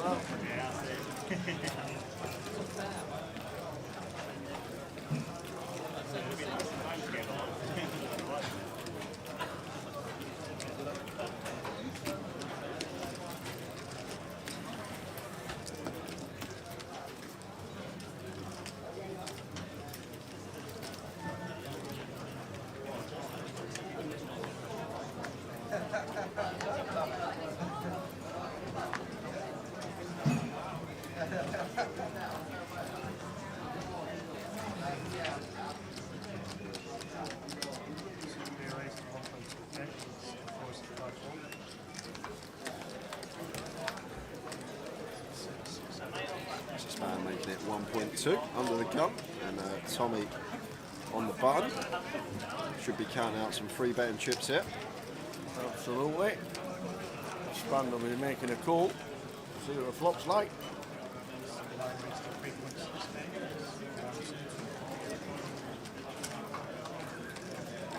Span's got a good call here, Tower. Like I said earlier, you'd see a lot of recreationals calling this spot, but once you open under the gun and you get free bet with ace jack, just that's what you got to do. Toss it into the mark. Yeah, sometimes people may be optimistic and try free bet bluffing you're under the gun open, but more often than not, you're just going to either be, you're hoping to be up against like 10s or something like that, but a lot of the time it's going to be a free out job.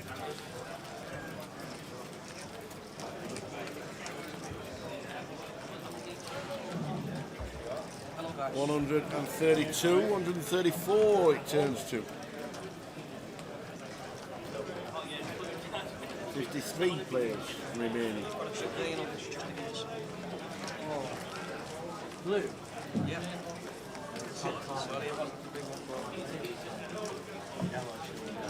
Can't say to every female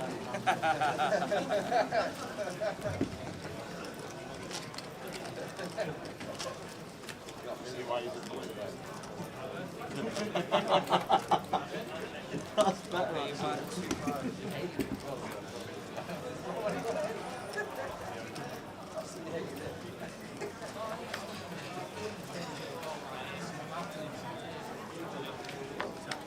Oh, I just realised flop cam's back.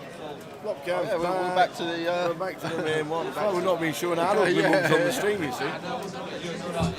The normal couple, every normal service is as usual.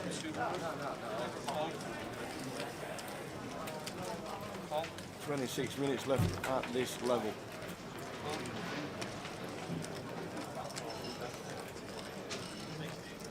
John, nice free bet spot with King Queen here on the button versus late position open, but opts to just flat with position. And that's going to bring the big line in. Spam with King 9 of hearts.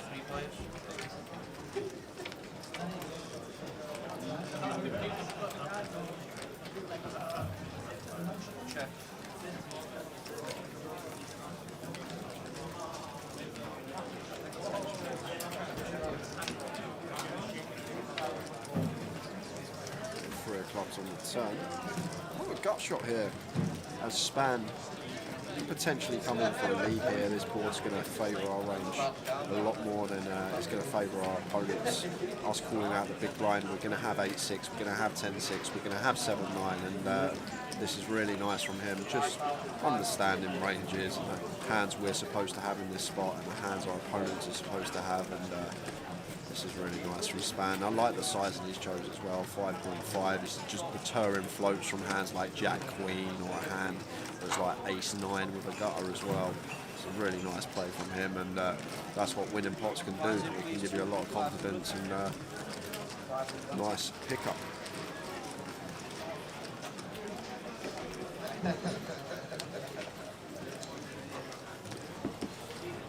It seems like David in seat 5's had a little cooling off period. Obviously lost that monster pot against Span. Was it about 150 big blind pot early on in this session, but it's good to see, just sitting back, folding a few hands, have a breather. He's still got plenty, and then go at it again. Obviously, must have been playing well to get them chips and not being reckless. The complete opposite, to be honest, of what we saw from Albert the session before. Albert lost absolutely. that big pot, and every other pot he was in, next pot, his chips just flying about the table to everyone else, and it's a sign of a good player, that the mental capacity, and even hands he may elect to open that are on the line. I saw him ace-5 suited, he may elect to pill earlier. Like, these hands that are on the line, he just chose to fold, hold it, and cool him down. And, I'm sure we'll see him chip up some more. Span involved again, this time nearer the top of his range with the ace-queen. Makes it 2k, and Asif, it looks like a 3-bet to 8k. I think this is a bit of a different scenario from the ace-jack one, simply because there's been a limp and we've raised it up out of the small, but just spidey instincts there as Span. Maybe he thinks Asif's just never 3-bet bluffing, never doing that with ace-jack, and if he's never doing that with ace-jack, a lot of the time we're just going to be behind, chopping at best. Should we see what's going on around the room, Go Tower? on then, Seals, there, that flop cat, look at the room. Right, it looks like the World Series. Look at that. Turn around, Frankie, give us a smile. No. Love this card, dude. Blister grade 2 Wilden, it's fabulous. There we go in the middle, in the ceiling. Oh, it's so nice and so busy. Look at the place. Fabulous. Choose your favourite. Who's can you spot on your friends on the overview? What a great view. Wendy's still in. So busy. Oh, we moved. We're onto the outer tables now, on the side walls. I tell you what, it's so busy, isn't it? Every table. Who's in the satellite? About 80? Right over at the top. Straight across. Busy. Cash tables. It is a great view to see. And behind that white wall on the left-hand side, that's us. Yeah, that's us, we're up there. I should have waved. Woo!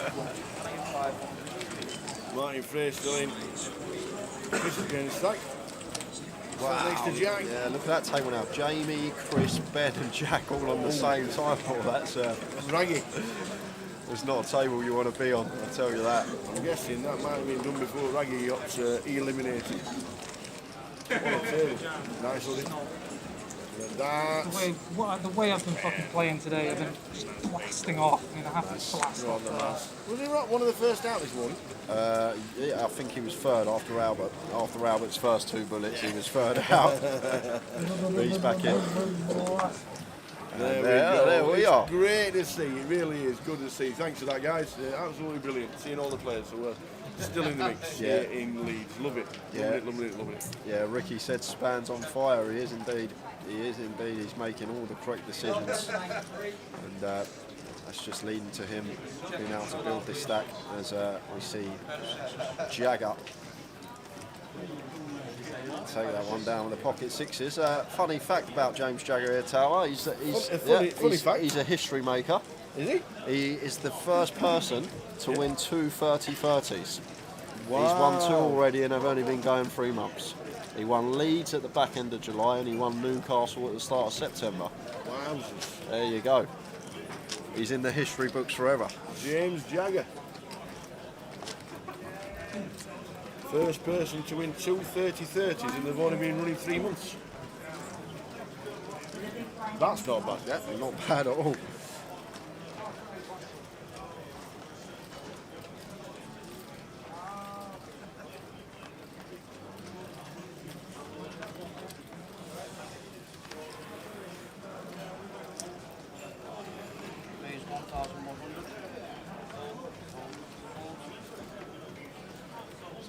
Craig under the gun, raises to 1.1, and Jagger's going to be in with the pocket nines. David should be defending this hand, just under 6 to 1 on his money, over 5.5 to 1 on the call, and three-way action.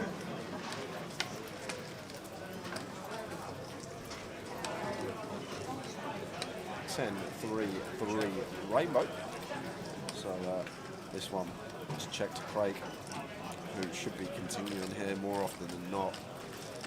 But no.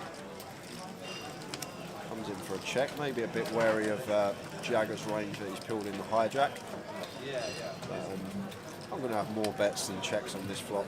Three-way as Craig for sure. Maybe if there was a club on board, he'd be more inclined to see bet. Not one of his suit out there. Jagger comes in for a bet with the nines and just gets 2 quick folds. Craig's not getting sticky with the ace-king. Gets out of the way correctly. Well, if it's a form game, he'll be running well and going deep. Ricky Kebabs is in either on James out on day 1 of Newcastle.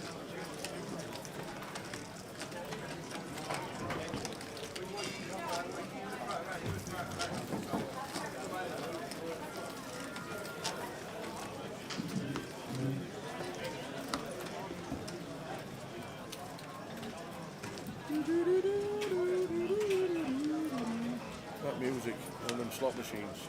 Don't you just wish you could turn them off?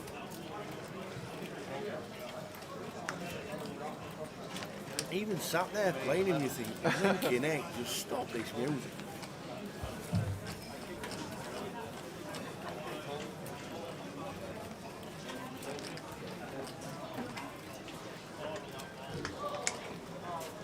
So Tommy, 7-8 suited under the gun +1, comes in for an open, and it looks like David's coming in for a free bet here.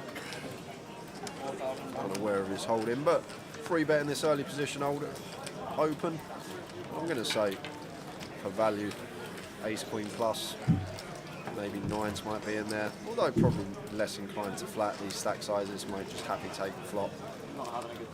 Can obviously have some bluffs as well, but it's been fairly snug after the hand. Like I said, maybe a little cooling off period, just been folding a few hands and just get back into the midst of things. But that will do his confidence good, picking one up. It can hurt. I've been there many a time when you chip up, you've got chunks and you lose a huge pot against someone.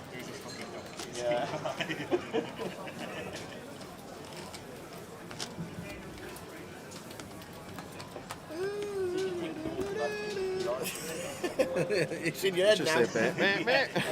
It's in the head. Go, we close our eyes tonight, so you know, that's all we're here, that music. Going to showdown 459% of the time. Interesting. We'll keep his eye on that. Imagine. I don't know how it would be mathematically possible, but.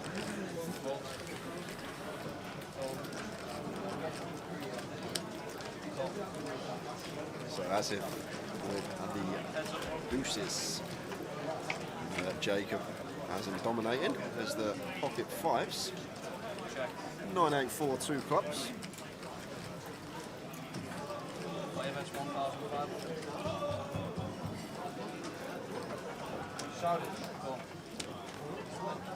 It's going to go back call.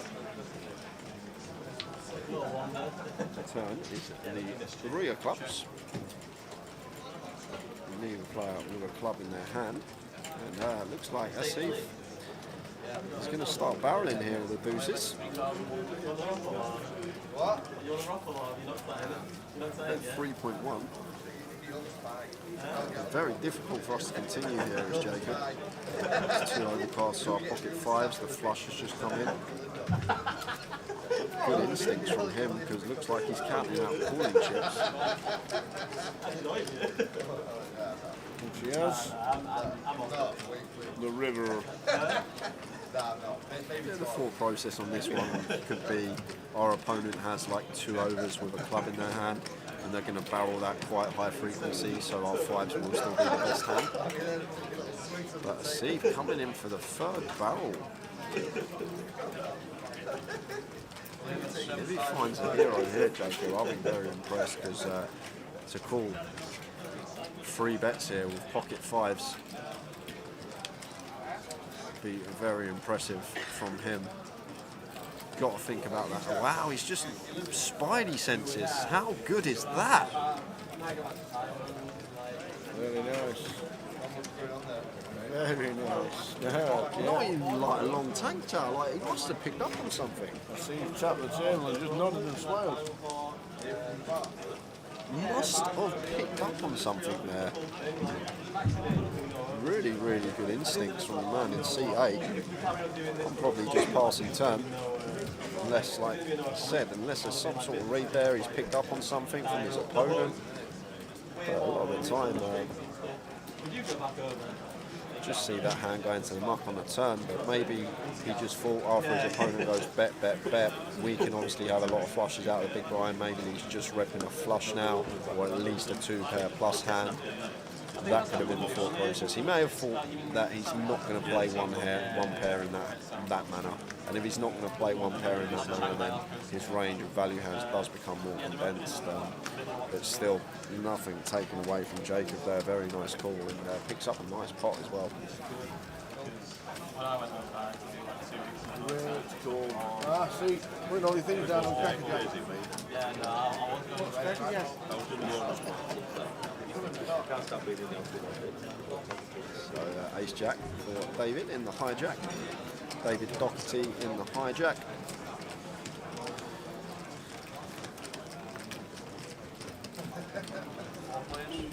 And David in the cut-off makes the call. Jacob's in with a king-queen in the small. Definitely would have preferred a 3-bet here from Jacob, but happy to just see a flop. With this hijack open and dead money from the cut-off flat, I think it would have been a very nice hand for us to come in for a 3-bet with, but obviously just call when it's Jack 9-9 rainbow. The flop was checked through, so nice to see David, as mentioned, incorporating in some top pair checks, especially 4-way as well. Got to be worried that 9x can possibly be out there, so 9-8 suited, 10-9 suited in the small blind. We do have the possibility to induce some bluffs on turn, exactly what we've done for Jacob here. See a river, which is the king of clubs.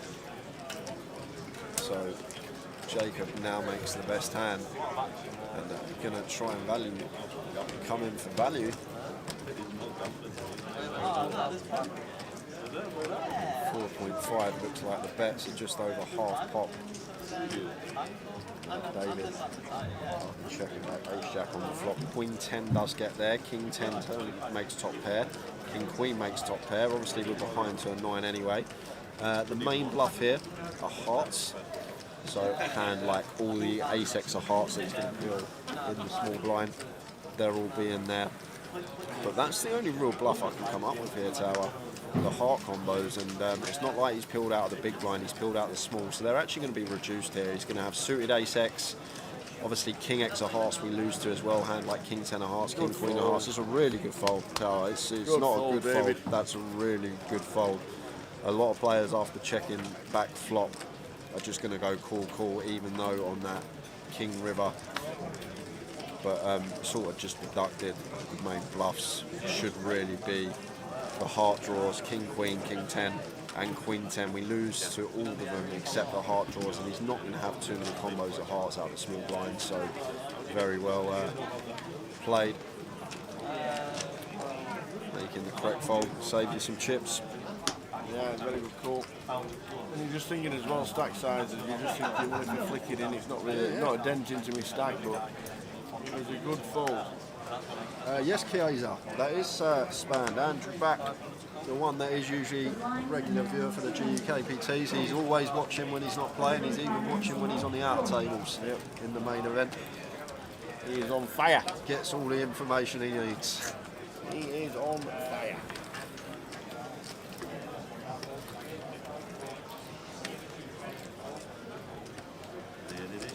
Jagger under the gun, ace deuce suited. And folds round to John in the big blind. Easy defend for him, so heads up action.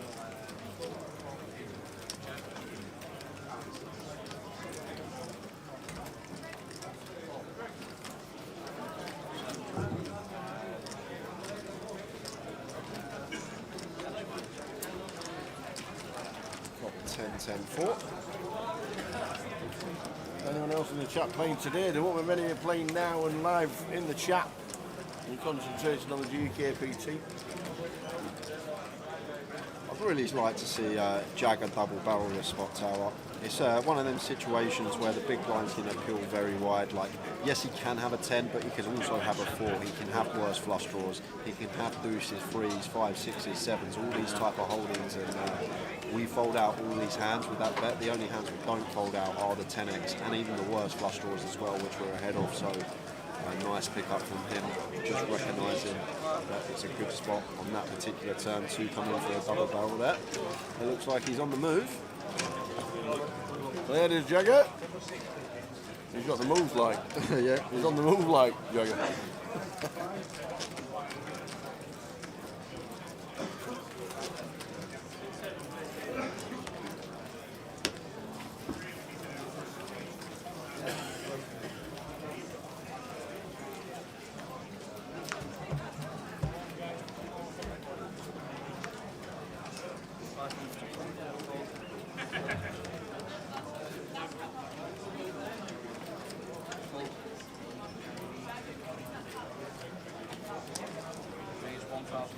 So 8 minutes left at this level. David A in the background on the TV. David versus Goliath. Well, he'll be down in London for the grand final, playing an invitational. 7 players will be playing with him.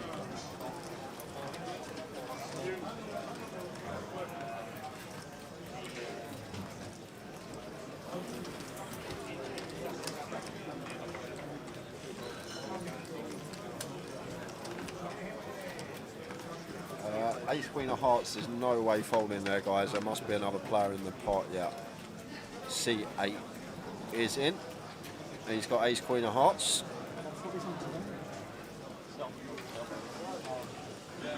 Craig gets a lovely flop for his hand as well. He's up and down, dry board texture, backdoor clubs as well.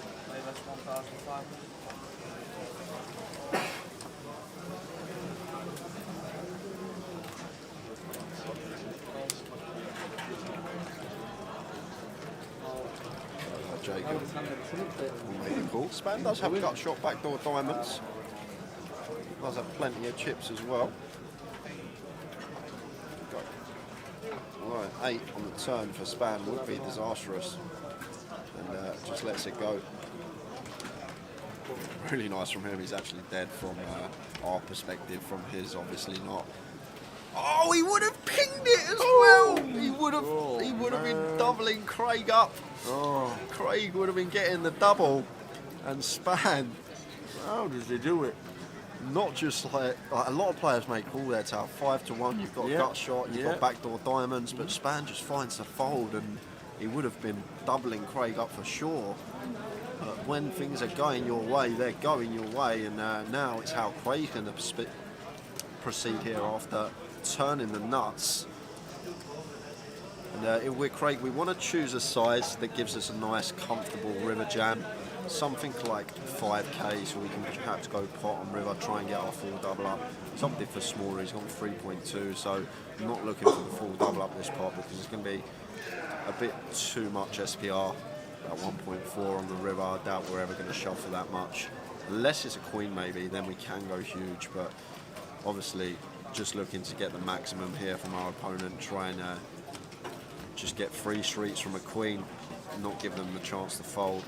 And this 3 of hearts on the river, and doesn't change a thing. So Craig, it looks like Jacob has exactly what he has, a Queen X type hand, maybe a 9-10 suited, Jack 9 suited in there as well, like a pair and a double gutter, or a pair and a gutter. And if I'm Craig, I'm just probably going to go about 7k now to try and get a call from a Queen Jack, King Queen, Queen 10 type hand. when I always say, when you're in these spots and you're thinking what size to value bet, run your opponent's range through your head. Think of all the hands that they're going to have.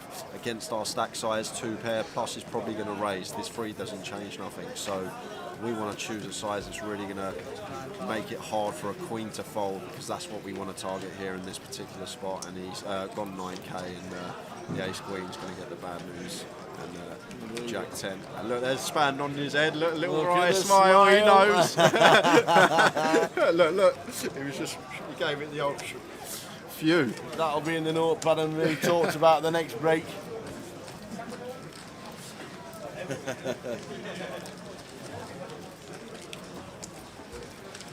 Like in your head, in them spots, you're like, oh, why have I not called? I'm getting 5 to 1. I'll ping me straight on the turn, and then you see that. Now that would have been action as you like if Span was still involved.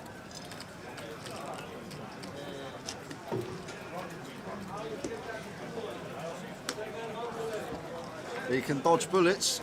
Absolutely. And he dodged a big one there. And the wry smile was brilliant, wasn't it?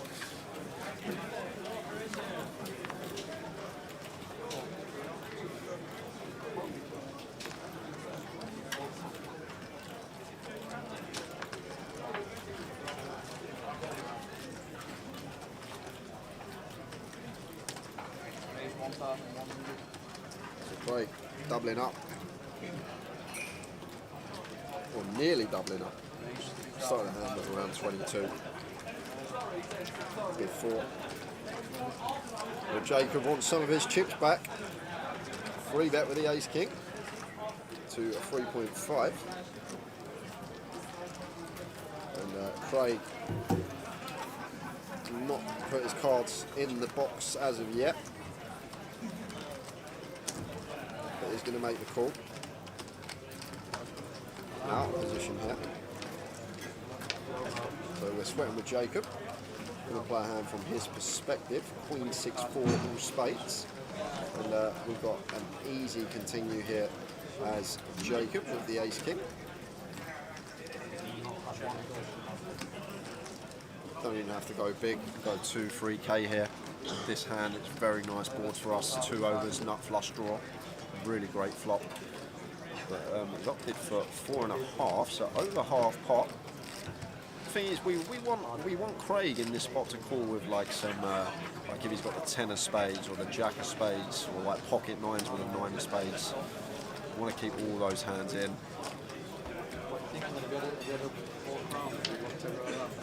Gets the call, and 3 of diamonds on the turn. And with this particular card in our hand, I think if I'm Jacob, I'm probably going to run with this. Probably 8k here, shove river, something like that. 8-9k here, shove river. Who's it with the place? That's what I want to see, Tower. Like, we don't know what Craig's got, but Craig's range, it's hard for him to flop a flush. This is a 3-bet pot. He's going to have king jack of spades, jack 10 of spades, king 10 of spades, 10-9 of spades as well in there. Maybe 9-8 of spades, 7-8 of spades, like 6-7 combos of flushes. So there's not many out there. So a lot of the time his hand's going to be a hand like king queen, queen jack, queen 10, suited, something like that. And if it's suited, obviously he's not going to have a spade in his hand.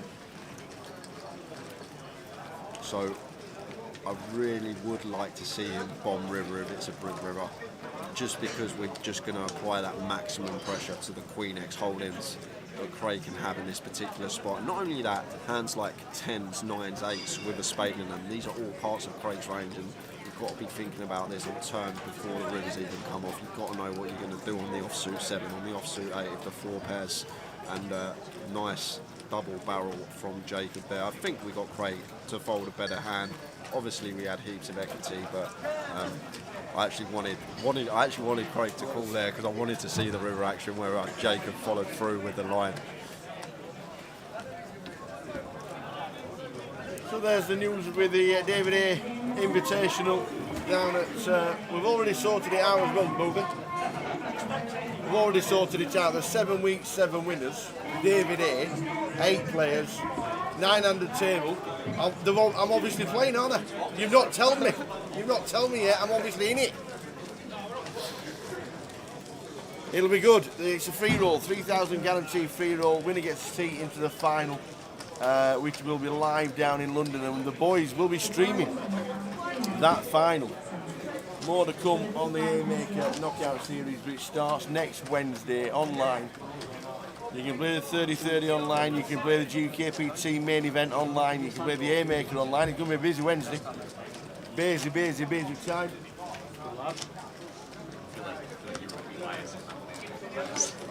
Next time. So yeah, plenty going on online. There's also the 50,000 closer that's on Monday. Plenty going on.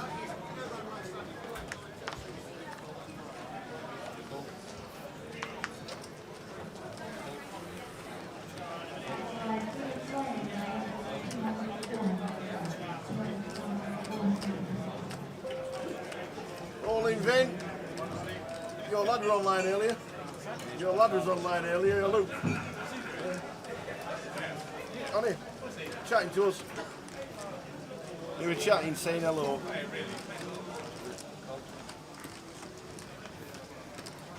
Nice one. All in Vin in the building. Queen 4-4 flop.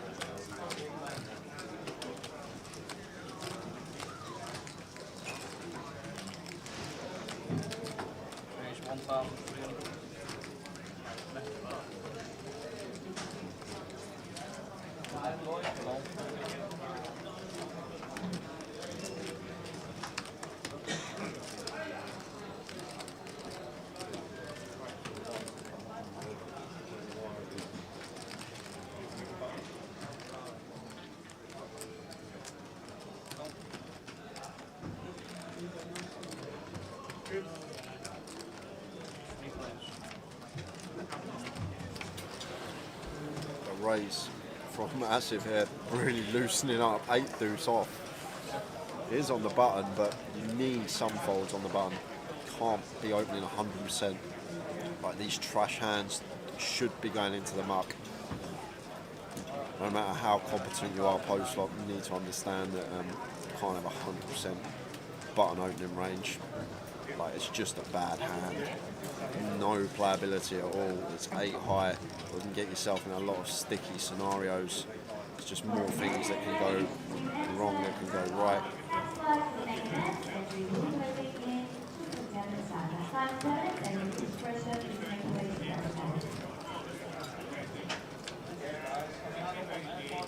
Deuce of clubs on the turn. He's actually turned the best of it though. And he's going to check this one behind. The river is the Queen of Diamonds, so action on David now, whether he wants to come in for a bluff here or not. But the thing is, if this does go to showdown, the interesting thing, the table's going to see that Asif is opening 8 deuce off on the button, and if I'm David, I'm just going to be attacking that button open. I'm going to start free betting out the small 4x fairly often, but looks like it's not going to go to showdown, and we'll see David get out of the way, although he hasn't insta-folded. Might pick something up, maybe, but no, just folds. There's nothing he can do there but fold, but lucky it didn't go to showdown, because if it did, Well, he's going to get fed that information in half hour anyway, I'm sure, but you can just attack that button open now in the small blind or the big blind. He's opening that wide.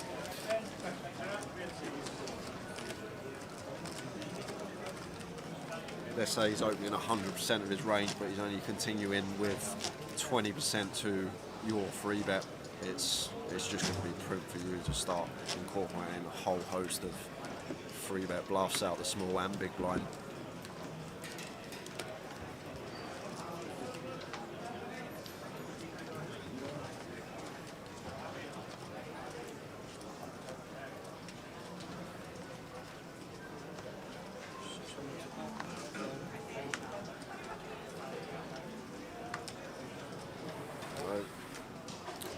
This time John is in with a limp. Haven't seen one of these this session. A limp. Saw a lot last session. Albert was involved in a lot of that though, as action on David in the small. He's got ace king. Out of position here, wouldn't mind seeing him making it around 2,500, somewhere around that remit. Makes it 24. Break here with the king queen. Yeah, a bit of a dicey spot because we've got to worry about the limp early position. Definitely looks like someone that is capable of having limp raises here. But the king queen of Craig is actually opted for the free bet. I like it. I like it a lot. Free bet to 7.6. Big fan. I know it's not going to work, but in the long run, it's going to be good. It just looks like the small blind could be trying to get heads up with a limp. We've got a great hand for removal, and we're just going to try and get our free bet bluff through. But unfortunately for us, one of the hands we're supposed to block is out there. Luton's schedule is live tomorrow on the app. Main event satellite starts on the 6th of October, so it's not too long. A couple of weeks away from the start of the festival. We know it's a 10-day festival now. So when we leave Edinburgh on the Sunday night, it's the following Wednesday for the 5 seats guaranteed for main event satellite. Then there's the 400 30-30. Oh, like, is it a good idea? All in Vin's got a good idea. It's got let me put it out. Is it a good idea? Go on, all in Vin. Vanilla for me, please.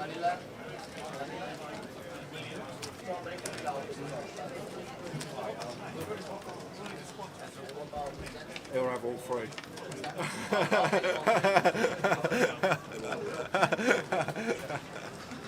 I know what you mean. I know exactly what you mean. I know what you mean.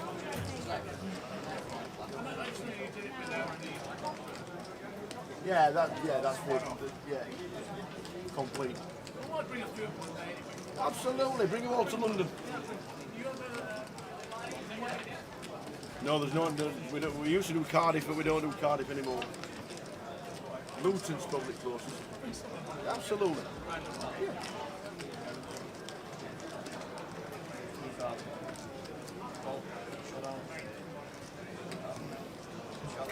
All in Vin on a break. The waiter had just come over and said, "Would you like any ice cream?" What flavour? I've got you all three, so we got a selection. all three. Oh, I can't wait to go back to Reading.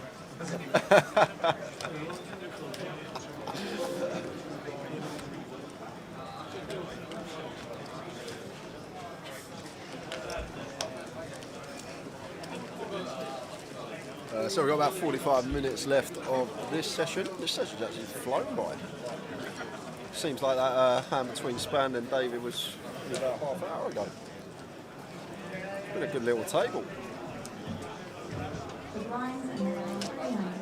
don't forget as well, all the socials, Facebook, Grosvenor Poker, Twitter at Grosvenor Poker, and /GUKPT on YouTube and Twitch.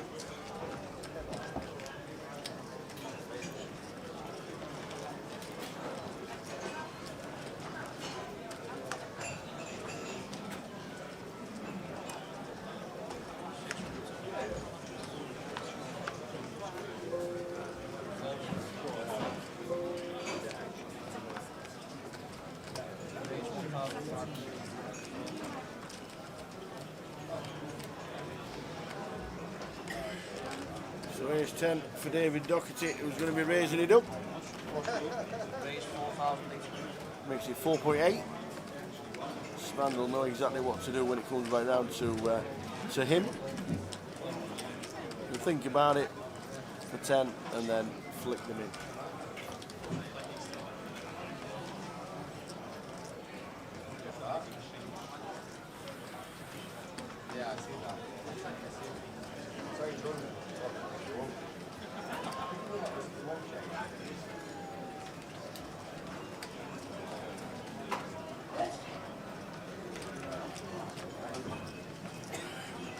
Oh, thank you very much.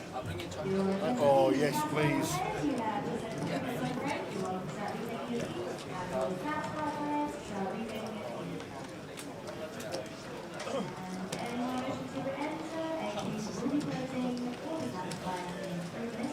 We're going to have a word with Jay shortly as well about what's coming up in Luton. Because there's a different strategy coming up for a satellite. You know how we normally play a satellite and you get all the chips and you sit back and you go home and you win a seat and you don't play hand for 3 hours because you know it's not locked up, it's a guaranteed seat and it works out as 10 seats and you get all the chips. What about starting with 15,000 chips and as soon as you get to 150,000 you take the 150,000 chips out of your stack and you get a seat? I have to run this through Jay. Go on. Satellites. Yep. It can be tedious sometimes. Somebody's got all the chips, doesn't play a hand. You know you're never going to be in a pot. He's even folded aces because he's got.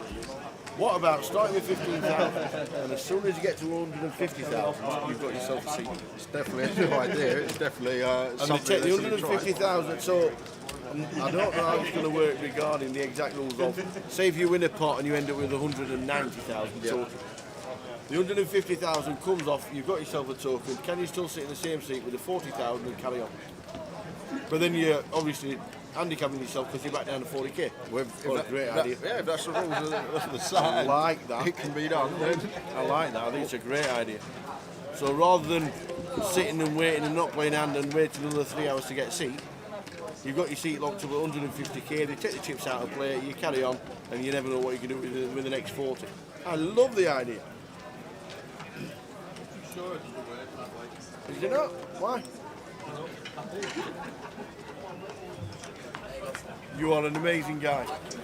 Then if you get, say you get up to 190,000 in one pot. Yeah.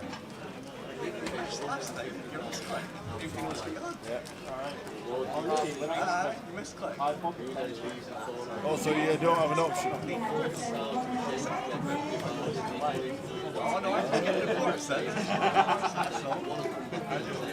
I keep getting one down here, but he was Jim Marlowe says he's heard they do the World Series satellites in Vegas like that. When you meet the stack size, you stand up and get a seat. Love it.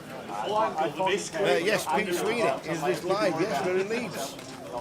Oh, we're in Leeds.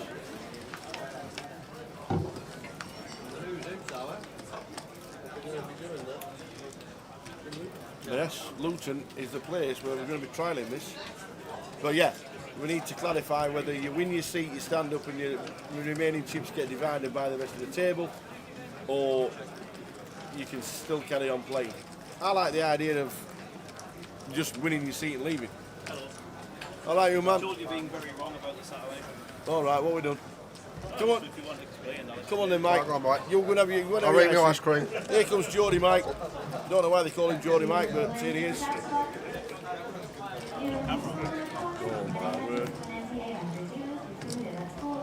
So, we're going to run through this satellite system. All right, man. Right, you're there. You're on television. Wave to the camera. Right. New concept. Yes, new satellite concept. Sounds fantastic. Yeah, so basically the buy-in's always 10% of what the seat's worth. So for Luton it's going to be 125 for the 1250 seat. And it works, you get 10,000 chips, and as soon as you get to 100,000 chips, you've won a seat. Ah. But we got told 15,000. No, No? too complicated. Is it? Nice and easy, 10,000 to 100,000. Well, that makes a lot more sense.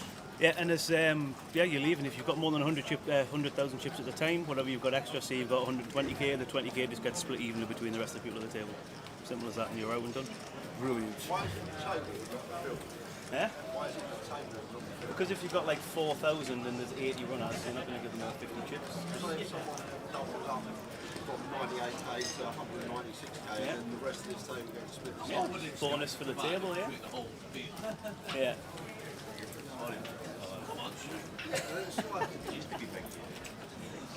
Plus, it's going to be happening on every table a few times throughout the day. There's always one. Yeah. But that's it's really. I mean, you can then once you've won, you see you get re-enter if you want. Right? Yeah, just what. Yeah. Chips in divided. You got yourself a token. Re-enter again. Once the entry's in, yeah, you get yourself back in again. But yeah, it's really simple. I like. And it's basically I like it because it rewards I can't hide it. trying to win instead of trying to hang on. Yeah. Love it. Love it. Like we said, we've just been hanging on. You wait till you don't play a hand for 3 hours. Yeah. You want to go to bed, you know you've locked your seat up. This way, you're off. Albert could have a seat in 25 minutes. Well, so can anybody. Well, that's true. So can anybody who's playing on Albert's table. I love it. Thanks for Right, that's it, clarifying no that. worries. 10,000 starting stack, build to 100, and as soon as you've won yourself a seat, that is it, and you're back, you're out the door, you've done your night's work, and that is it. I love the idea. Katie says she loves the idea, apart from splitting the chips between just the table, it doesn't seem right. Well, it's just one of them things. Better take the chips out of the plate, and then it's going to be harder to make it up to 100k. Can't take them You out can't of take the play. chips out of play, that's impossible. But I don't know, I'm going to have a think. There might be a counter. Yeah. Imagine all 10 players going all in first hand to win a seat. It's just a flip and go, then, ain't it? It's just a flip and go. That'd be like a flip and go. when we do 20 of those in in Coventry for the That is a great point. What about this? So, whole table agrees to move all in first hand, and then they don't start with 100k. Ignore me. I was assuming they start with 100k. Ignore me. forget that. Yeah. Yeah. It's been a long day. It's been a long day. It was a long I was night. about to go, then you could just keep rolling off seats from nowhere. Everyone goes all in, they all get their chips back, someone gets a seat, they'll go all in again. Everyone gets their chips back. It's been a long day. Why don't we just make it a Long free week. 200k GUKPT? I like the idea. It's something different on a satellite rather than sitting there waiting for everybody else to bust out. I like it. So what? Cash out satellites. Well, that's happening in Luton. So if you want to be the first players to play it, Luton will be the one.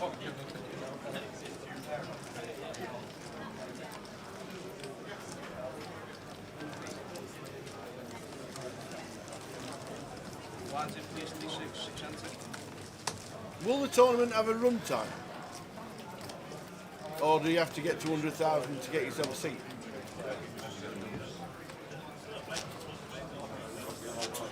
Like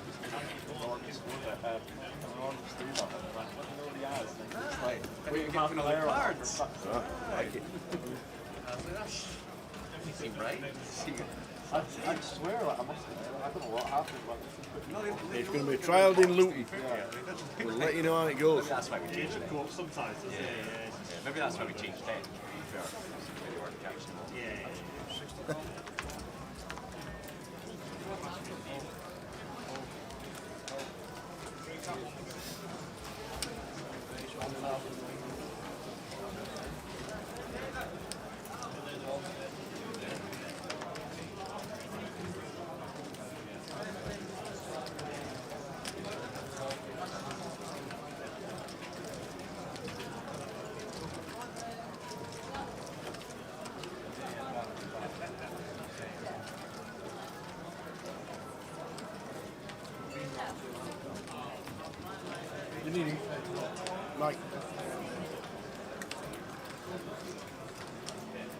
back to the action.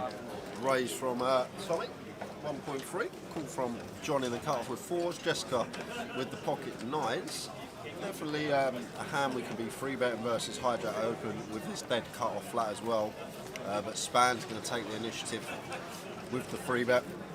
And he comes in for a raise to 6.5. And Jessica here playing 50 big blinds.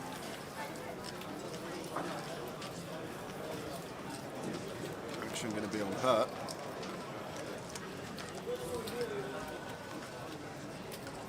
And just makes a discipline fold.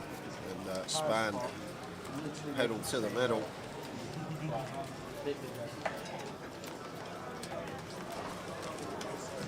just nice play from him. He's got the chips to do it as well. Nice hand selection. Just understanding late position open. There's all this dead money in the pot.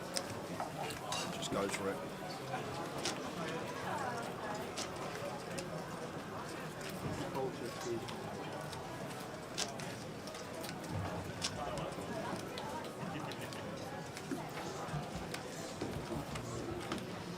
What if you're a massive nit and love nothing more than folding through the last 4 levels of satellites? Then maybe it's not for you.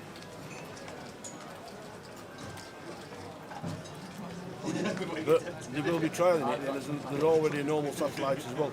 So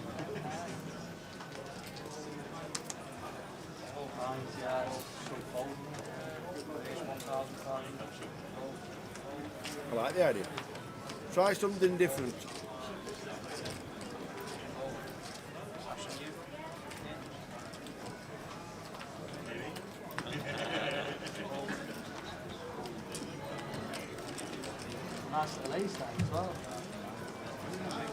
Yeah, but the chip increase on his stack can't be that much. Yeah, that is it can never. It can only ever be minimal. The chip increase, and if you sat there as a nit, then you're still going to be putting the blinds in. Most 11k is the most your stack can increase, and that's at the very top possibility that 99k and at that time, goes all in against at that time it could be like 2 blinds. Come on, the Dan Charlton. Well, he's in the building somewhere.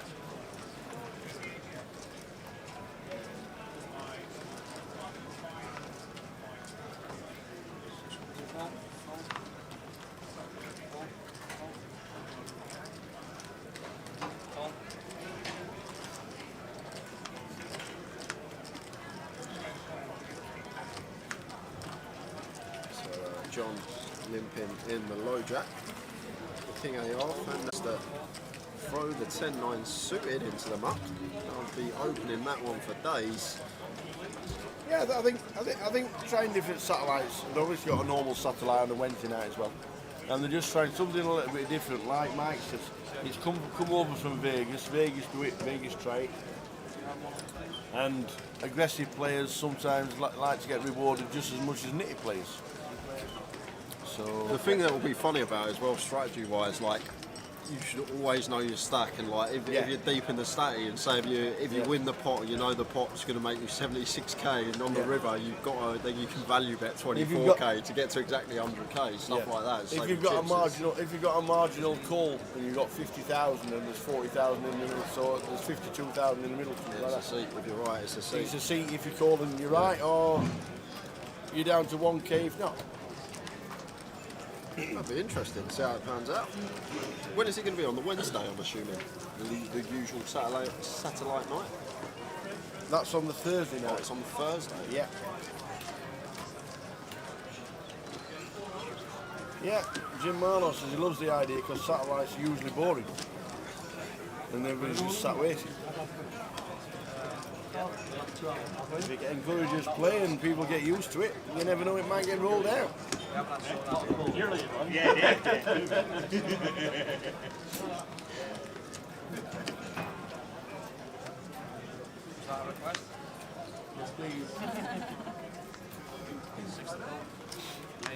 Well, I'm no advocate for taking chips off the table for whatever reason, but.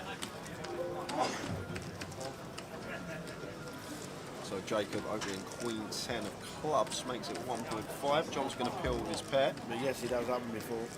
Span is going to get involved as well. 9-7 suited.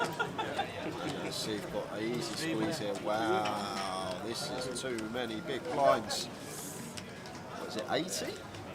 We had 2-5? No, it's 3-6. What is it, 70 bigs? 69 big blinds is in the middle here with the ace king. Obviously just wants all the dead money. You ask your To go post. You're only going to flop an ace or a king 1 in 3 times. Absolutely.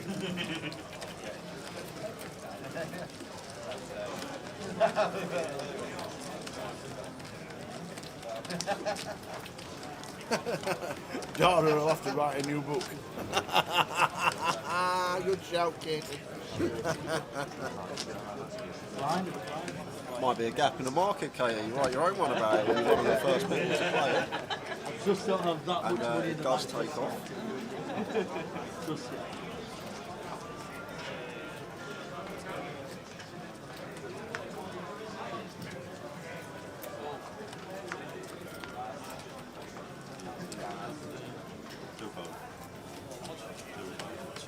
Be interesting though, Tom, because if you've got like 98k in that, and someone moves all in for 50k, Yeah. and you've got aces, surely it's correct to just pass the aces and wait for like a better spot to just steal the blinds and get your seat that way rather than taking an 80-20 flip. I don't know, it'll be really weird to delve into the numbers of it. It could be a very intriguing concept. It's got my mind racing at the moment, but we'll see how it goes in Luton. We are concentrating on the main event here in Leeds. We've got just over half hour. You see the clock there in the background, 32 minutes left of this session. That will take us into the final break of the day.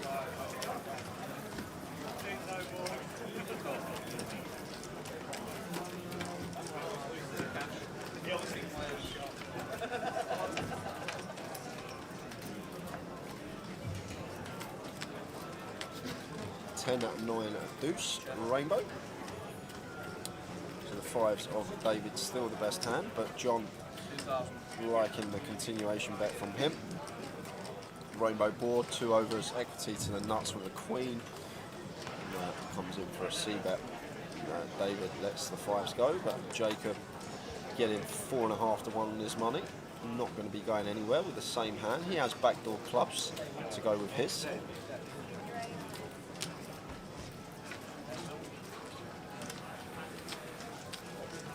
Ace of clubs on the turn, and if I'm John here, I'm going to be double barreling this higher frequency. It's just going to be a card that's going to hit us a lot more than the big blind. The big blind shouldn't really have any ace X after calling flop other than ace 10, ace 9 and ace deuce. So the only thing I will say from John here, the size that he's opted to choose, he's gone a 5th pot. Want to be sizing up on this ace, really want to try and get a fold from some deuce X, some 9X and maybe even 10X that can possibly fold this turn. 6 of spades on the river. So they're going to chop this one up. Can't see how Jacob can ever bluff at this. John's definitely repping an ace X hand, and it's now down to John whether he wants to triple, but he doesn't.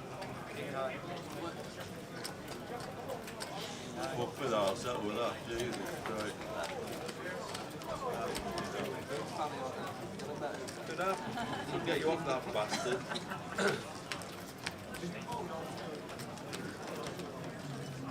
come on, boys, there's 4 bollocks between them. You didn't use one. Hey, what the hell? I think we're very interested. Different concepts. You miss, so you Can't sit back, can't sit back, can't sit back. You need chips. Moving it. You win it all. It's just very interesting. Like what Kane was saying there about SPR, it's like in these bigger pots and when you're moving the satellite, always knowing the size of the pot and you hear that seat ticket and like what size you can actually bet to get yourself in there, because you could go, say like you could go like an 8 pot on the river, if you got called it was going to get you over 100k because the times that you're wrong, you're only going to do minimum of your stack and take less damage, but it's just at the moment, I guess, concepts that you'll be thinking of